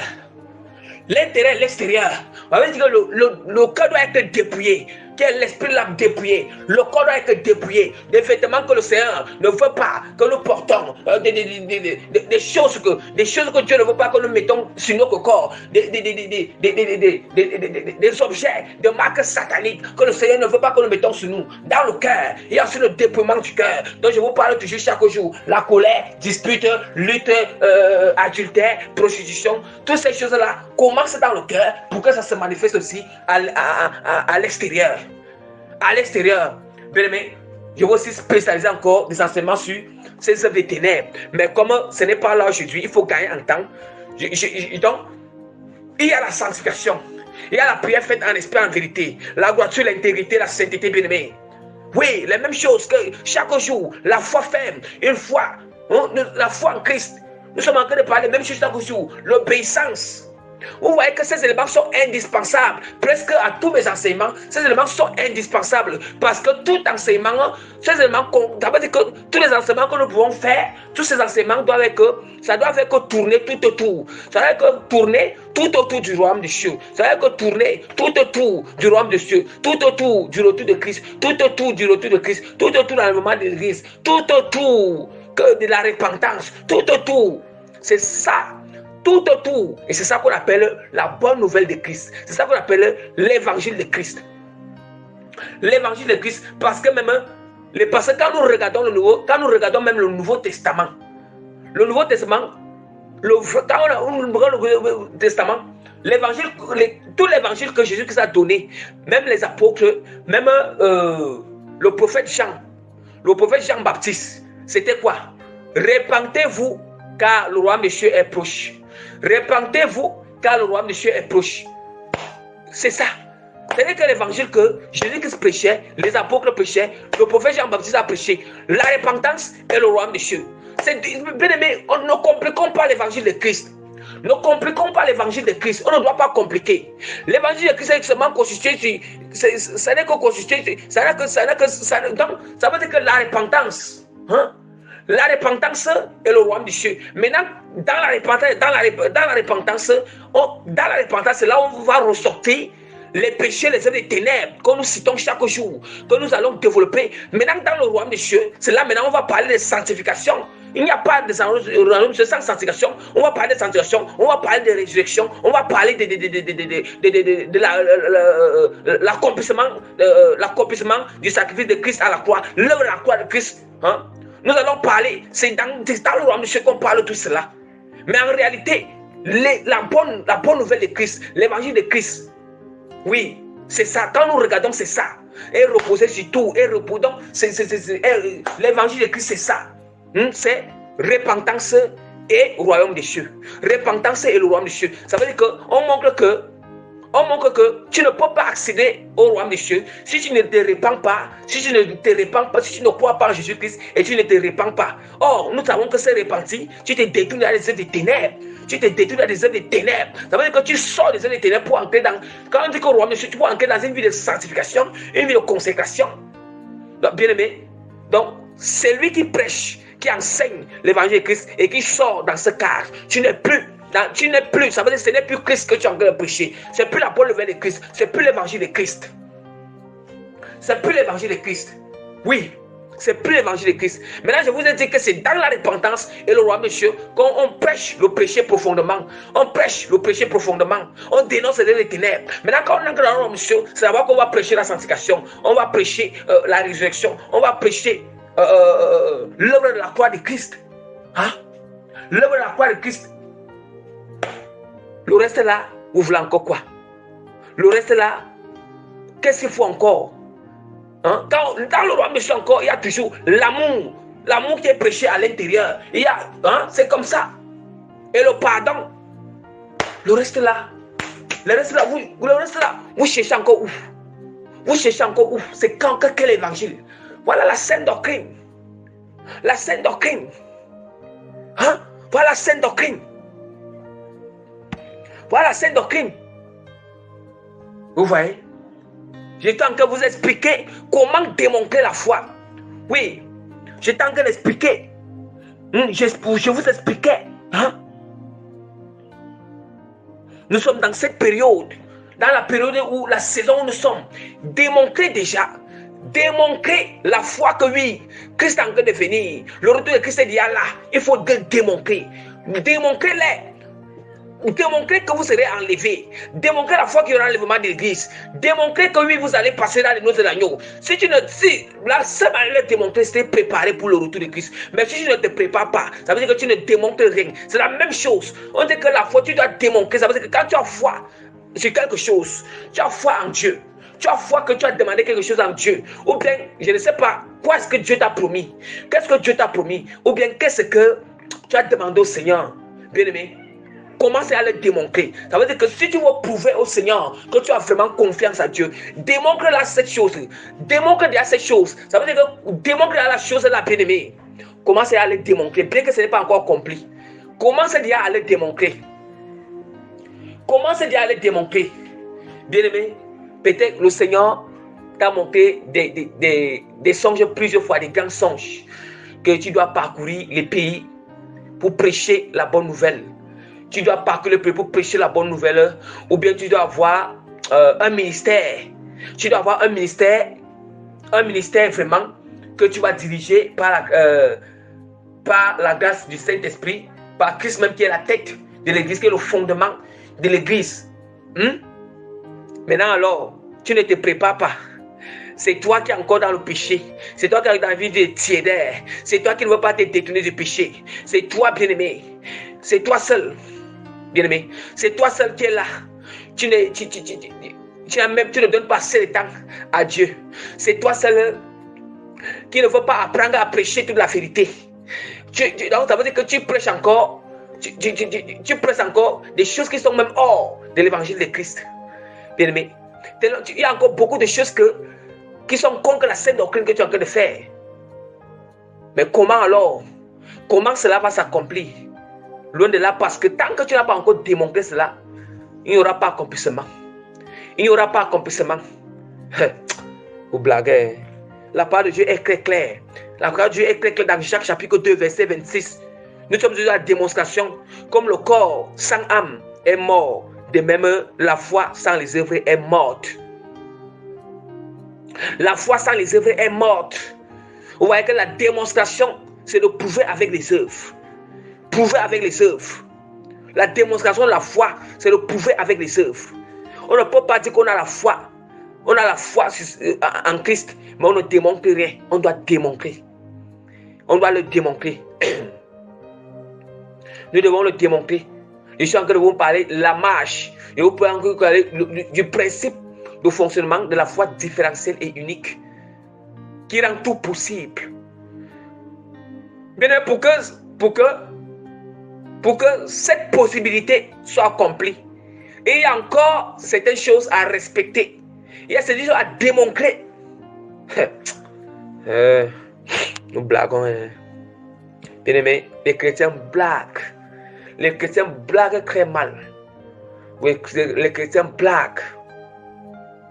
Les chrétiens blaguent. Les chrétiens blaguent. Oui. Les chrétiens blaguent vraiment, mes bien-aimés. Les chrétiens blaguent.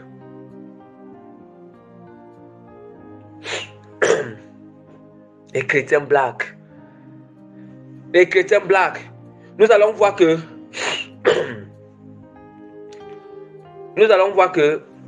la parole de Dieu nous dit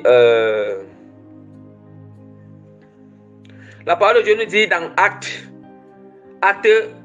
dans Luc chapitre 5 verset 6. Ça c'est toujours un passage que j'ai utilisé presque tous les jours. Parce que dans ce passage, il y a plusieurs révélations. Et voilà pourquoi j'utilise plusieurs, si vous vous souvenez. Luc chapitre 17 verset 5 à 6. Hein? Les apôtres disent au Seigneur, augmente-nous la foi. Hein? Et le Seigneur dit, si vous aviez de la foi comme le grain de sénévé, vous direz à ce sycomore, déracine-toi et plante-toi dans la mer, et il vous obéira. Bien-aimés, nous revenons encore à ce que j'avais parlé sur comment la graine de moutarde ou le grain de sénévé. Or, il faut que ça doit être enterré. Et que ça doit être enterré et que sa peau doit mourir là-bas. Sa peau doit mourir dans la terre. Et là maintenant, il va falloir qu'il repousse. Il va falloir que ça repousse. Ça repousse, quand ça repousse comme ça va croître. Maintenant, ça va donner des branches puis produire des fruits. Nous comprenons.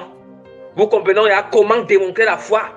Comment augmenter la foi. Comment exercer la foi.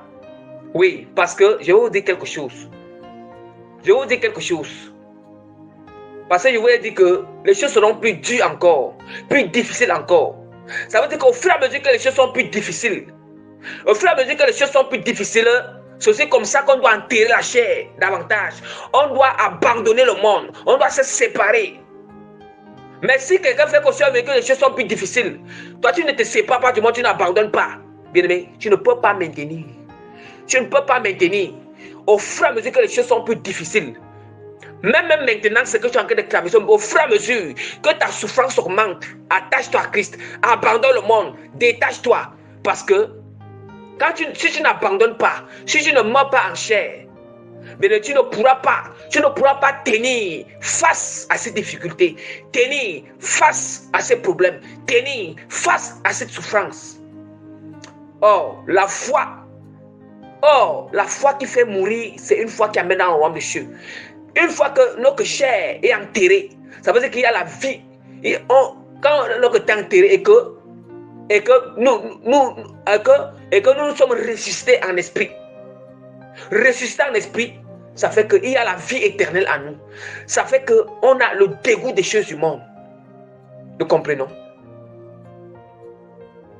Nous comprenons. Bien-aimés, vraiment, notre prédication continue toujours. Dans bientôt, nous allons aussi finir avec. Mais on va d'abord continuer. Le peu qui reste là, continuer et finir. Oui. Parce que, vraiment, bien-aimés, c'est ça.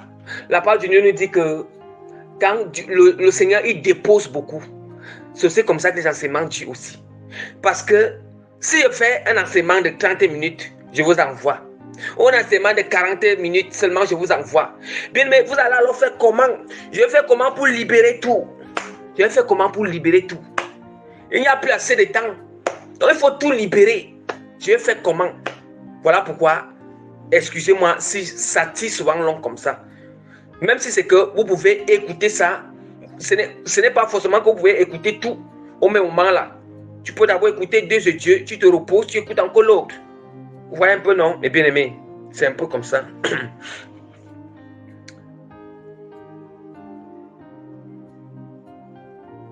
Donc, vraiment,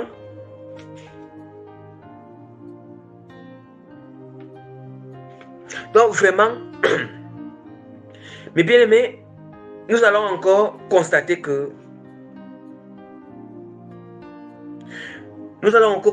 une chose. C'est que nous allons encore constater quelque chose que je vais mettre l'accent, c'est quoi? C'est juste une remarque. Hein? C'est ce qu'on appelle une remarque. Une remarque. Parce que c'est important, mes bien-aimés. Quand nous disons que nous avons la foi en Christ, c'est important de rester ferme. C'est important de rester ferme dans le Seigneur et de ne point se détacher de Dieu. De ne point se détacher de Dieu. De ne point se détacher de Dieu, mes bien-aimés. C'est très, très important. Parce que j'étais en train de vous dire que nous sommes dans les temps de la fin. Il faut que vous soyez plus conscients de cela. Sachez que les choses seront plus dures encore, plus difficiles encore. Plus difficiles. Et je vous préviens, il faut que votre foi soit aussi dure, votre foi soit aussi exercée, votre foi augmente aussi proportionnellement à cette saison des temps difficiles, des temps durs que nous allons entrer. Et je vous préviens, vous êtes prévenus. Vous êtes prévenus. Vous êtes prévenus. Vous êtes prévenus, mes bien-aimés. Vous êtes prévenus parce que, et j'ai parlé que comment exercer cette foi? Comment exercer cette foi durement et proportionnellement à la saison que tu traverses ou les périodes difficiles, plus difficiles et plus dures que nous allons traverser? Comment augmenter cette foi? Oui, j'ai dit que en le démontrant par les actes. Comment le démontrer? J'ai essayé d'expliquer. Et je vais encore appuyer avec un autre passage pour achever la prédication.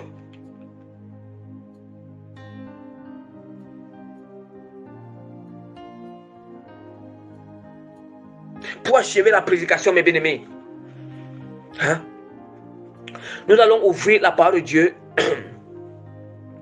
Nous allons ouvrir la parole de Dieu dans 2 Pierre. 2 Pierre chapitre 1. Verset 3.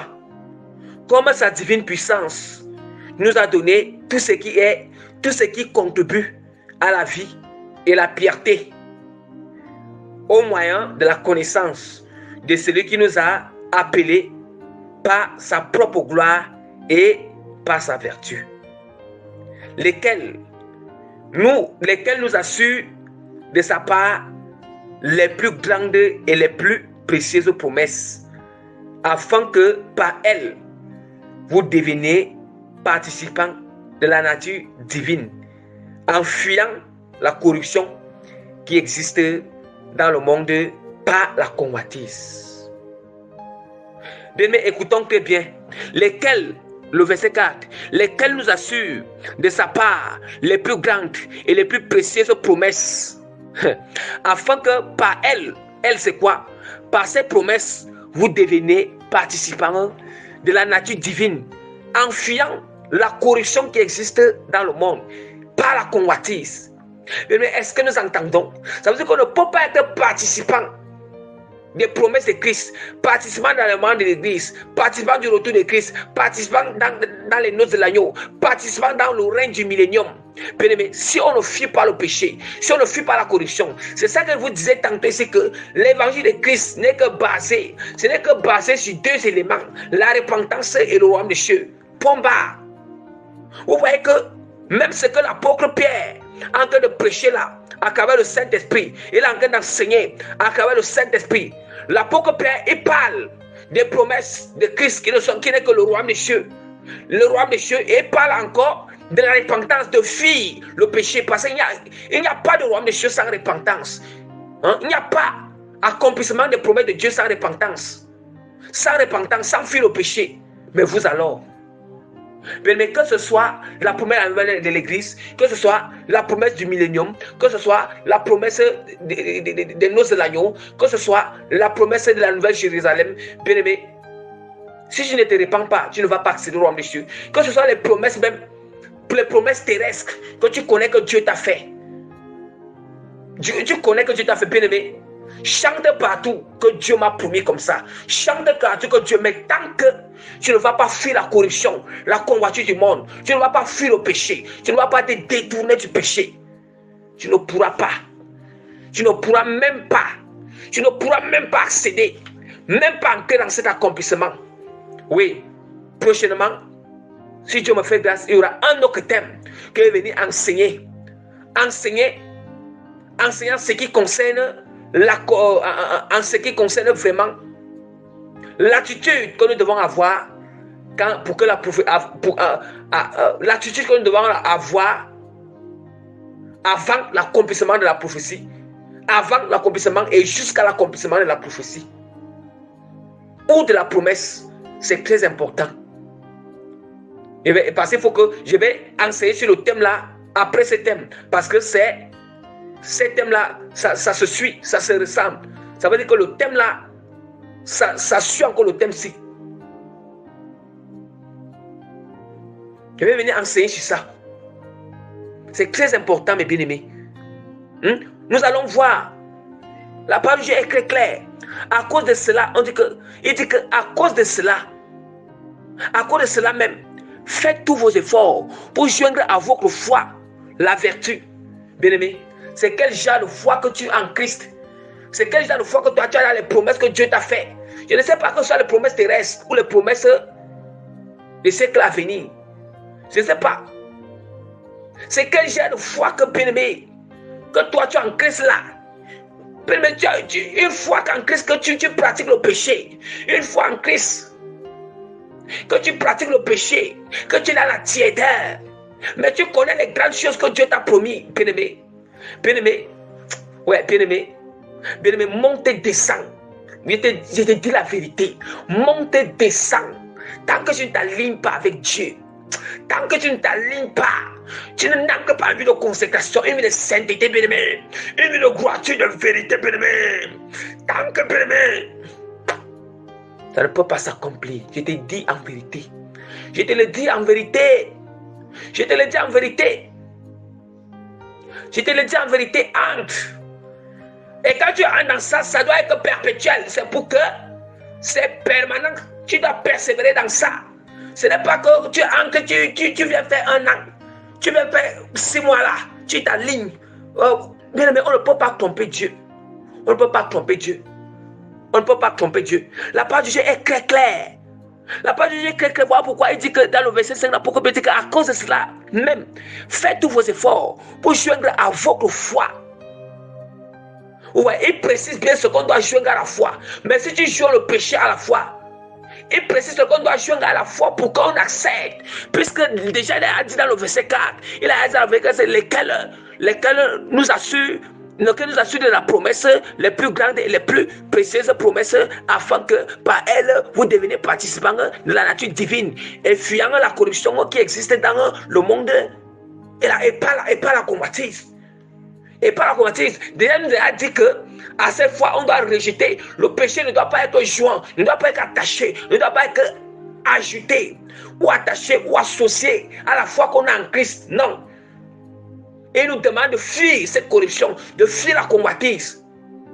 Mais maintenant, voici ce qu'il dit. Il explique bien qu'est-ce qu'on doit joindre à cette foi. La foi qui te permet d'accéder au royaume des cieux. La foi qui te permet de participer à la nature divine. La nature divine de Dieu. La foi qui te permet d'entrer au royaume des cieux. Qui te permet de participer au noces de l'agneau. La foi qui te permet, bien aimé, d'accéder, d'entrer dans les promesses de Dieu. Il dit que cette foi-là, il dit voici maintenant ce qu'on doit joindre à cette foi. Il dit que à cause de cela même, faites tous vos efforts. Faites tous vos efforts pour joindre à votre foi la vertu. La vertu, bien aimé, la vertu c'est quoi? La vertu, c'est quoi, bien-aimé? La vertu, c'est être le modèle de Christ. Hein? La vertu, c'est un modèle. Un modèle, ça veut dire que le modèle de la parole de Dieu, le modèle de la loi de Dieu. La vertu, c'est pratiquer quoi? La parole de Dieu. C'est la parole de Dieu. Oui, c'est acclamer la parole de Dieu que le Saint-Esprit peut demeurer. Le Saint-Esprit est à l'aise dans le corps. Nous blaguons, bien-aimés. Les chrétiens blaguent. Les chrétiens blaguent la marche avec Christ. Bien-aimé, avec Christ, soit tu dis que tu es en Christ, aligne-toi. Si tu dis que tu es en Christ et tu fais encore les danseurs, tu fais encore, je ne sais pas, tu fais encore, je ne sais pas quel genre de danse. Donc tu fais encore, tu es là, tu as encore un pied dedans, un pied dehors. Détrompe-toi. Bien-aimé, soit tu es en Christ, soit tu es païen. Oui. Ne te trompe pas. Chrétien tiède là est vomi. Tu n'apprends pas à ces choses. Soit tu es en Christ, soit tu es païen. Oui. Si tu dis que tu es en Christ, bien-aimé, tu dois t'aligner. Ça veut dire que tu dois t'aligner. Ta foi doit être associée à ces éléments. Tu dois être un modèle de Christ. Oui, un modèle, le modèle de la parole. Tu dois être vertueux ou vertueuse. Continuons à dire que ajoutez à votre foi la vertu, à la vertu, la science. La science, c'est quoi? C'est la connaissance. La science. Il dit que la parole de Dieu nous dit que à la science, la tempérance, la tempérance, à la tempérance, la patience, à la patience, la piété. Oui, la piété. Quand on dit que piété, vertu, c'est une vie de sanctification. Bien aimé, c'est quel genre de foi qui n'est pas associé avec une vie de sanctification? À la piété, l'amour fraternel. À l'amour fraternel, la charité. Oui. Je peux même dire que Pierre, la parole de Dieu dans l'épître de Pierre, nous dit que la foi qu'on a en Christ, on doit joindre les 9 fruits du Saint-Esprit à cette foi. Et joindre aussi quoi? La sanctification, qui est la vertu et la piété. Ça veut dire que parmi les 9 fruits du Saint-Esprit, on a aussi la tempérance à l'intérieur, la patience à l'intérieur et l'amour à l'intérieur. Tout ça, ça fait partie des 9 fruits du Saint-Esprit. Vous voyez encore qu'on nous dit encore qu'on doit ajouter encore cette fois la vertu et la piété, qui n'est qu'une vie de sanctification. C'est cette foi-là. Oui, c'est ça qu'on appelle la foi différentielle et unique en Christ. Vous comprenez pourquoi, quand vous demandez certaines choses à Dieu, vous ne les recevez pas. Vous ne les recevez pas parce que quelque chose manque dans votre foi. Votre foi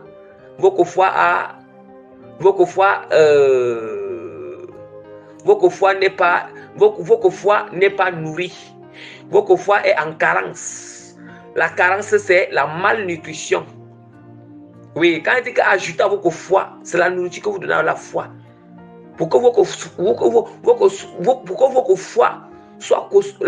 soit costaude, soit augmentée, soit musclée. Votre foi soit musclée, bien-aimé. Bien-aimé, il faut associer à cette foi, donner la nourriture sainte, la nourriture dure à cette foi qu'on appelle la piété. La piété, la vertu, que je résume la vie de sanctification complète, l'intérieur, l'extérieur, la science qui est la connaissance. Oui, les 9 fruits du Saint-Esprit, l'amour, la douceur, la joie, la paix, la patience. Vous comprenez? Nous comprenons?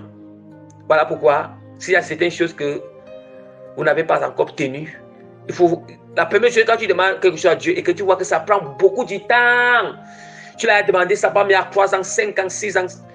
La première, il faut d'abord checker. Check d'abord. Ta foi est comment? Est-ce que ta foi est une foi qui augmente, une foi d'augmentation, une foi musclée, une foi qui s'exerce, une foi authentifiée, une foi démontrée? Est-ce que c'est ce genre de foi? Il faut d'abord checker dans ça. Si je check que c'est comme ça, si je check que vraiment ta foi respecte bien ça, c'est-à-dire associé à tous ces éléments-là, il n'y a pas de problème, continue à patienter, sois seulement persévérant et patiente. Mais si tu sais d'abord que ces éléments-là ne sont pas encore associés à ta foi, que ta foi est encore associée encore au péché, associée à une vie de tiédeur, une vie de paganiste, une vie que tu es encore païen, une vie de mondanité, une vie d'idolâtrie, une vie d'amour des choses du monde. Bien-aimé, on te déshonore. Tu ne vas pas recevoir. Tu ne vas pas recevoir. S'il faut que Dieu va te donner ça, il va te rassurer que tu t'alignes avec la sainte doctrine. Ouais. Voilà. Voilà mes bien-aimés. Voilà la prédication de Jésus. Prochainement, je viendrai vous enseigner sur prêcher sur un nouveau thème. Le nouveau thème qui sera semblable, qui sera semblable à ce thème. Donc, l'attitude que nous devons avoir avant et jusqu'à l'accomplissement de la prophétie, de la promesse ou de notre demande. Et de notre demande, je viendrai enseigner sur ça. C'est très important parce que il y a aussi les bien-aimés qui ne connaissent pas. Dieu les a donné les prophéties. Le Seigneur les a donné le prophète, a donné les prophéties. Ils ont vu des grandes choses, mais alors ils ne savent pas. Ils ne savent pas. Pour lui, comment Dieu leur a révélé ces choses, il mène sa vie comme il veut. Il se dit que oui, il mène sa vie comme il veut. Il fait comme il veut. Donc c'est un peu ça. Donc mes bien-aimés, soyez bénis dans le nom puissant de Jésus-Christ. Vraiment, j'implore l'Éternel. Je supplie Dieu afin que Dieu continue toujours à se montrer bon. Bon à l'égard vraiment de certaines âmes qui sont égarées et perdues. Vraiment, que Dieu accorde la grâce de toucher les cœurs, d'accorder la grâce à tous ceux qui écoutent ces enseignements, d'être plus conscients de comprendre les choses dans la profondeur. Parce qu'on peut écouter un enseignement, une prédication ou lire la parole de Dieu. Mais si on ne comprend pas, si on ne sont pas encore conscients, on n'a pas encore expérimenté, on ne peut pas s'aligner, on ne peut pas mettre en pratique. Mais voilà pourquoi j'implore que Dieu vous accorde cette grâce. Vraiment, que Dieu fait croître, Dieu fait pousser et fait croître cette semence. Dieu fait produire des fruits à ses propres prédications qui m'accorde la grâce de partager, de prêcher dans le nom puissant du Christ. Et j'implore que Dieu accorde la grâce à certains qui soient plus conscients du retour de Christ, plus conscients de ressentir son retour qui est plus proche, plus conscients de se préparer pour le retour de Christ, pour les noces de l'agneau, plus conscients du danger du péché, pour qu'ils se répandent sincèrement, qu'ils mènent une vie de consécration, qu'ils accordent la grâce de nos chrétiens tiers, vraiment de sortir la tièdeur et d'entrer dans une vie de consécration totale, dans le nom puissant de Jésus-Christ de Nazareth, ainsi que j'ai imploré et supplié et prié en faveur pour tous les bien-aimés qui vont écouter cet enseignement devant notre Seigneur, dans le nom puissant de notre Seigneur et Sauveur Jésus-Christ. Amen. Soyez bénis au nom de Jésus-Christ.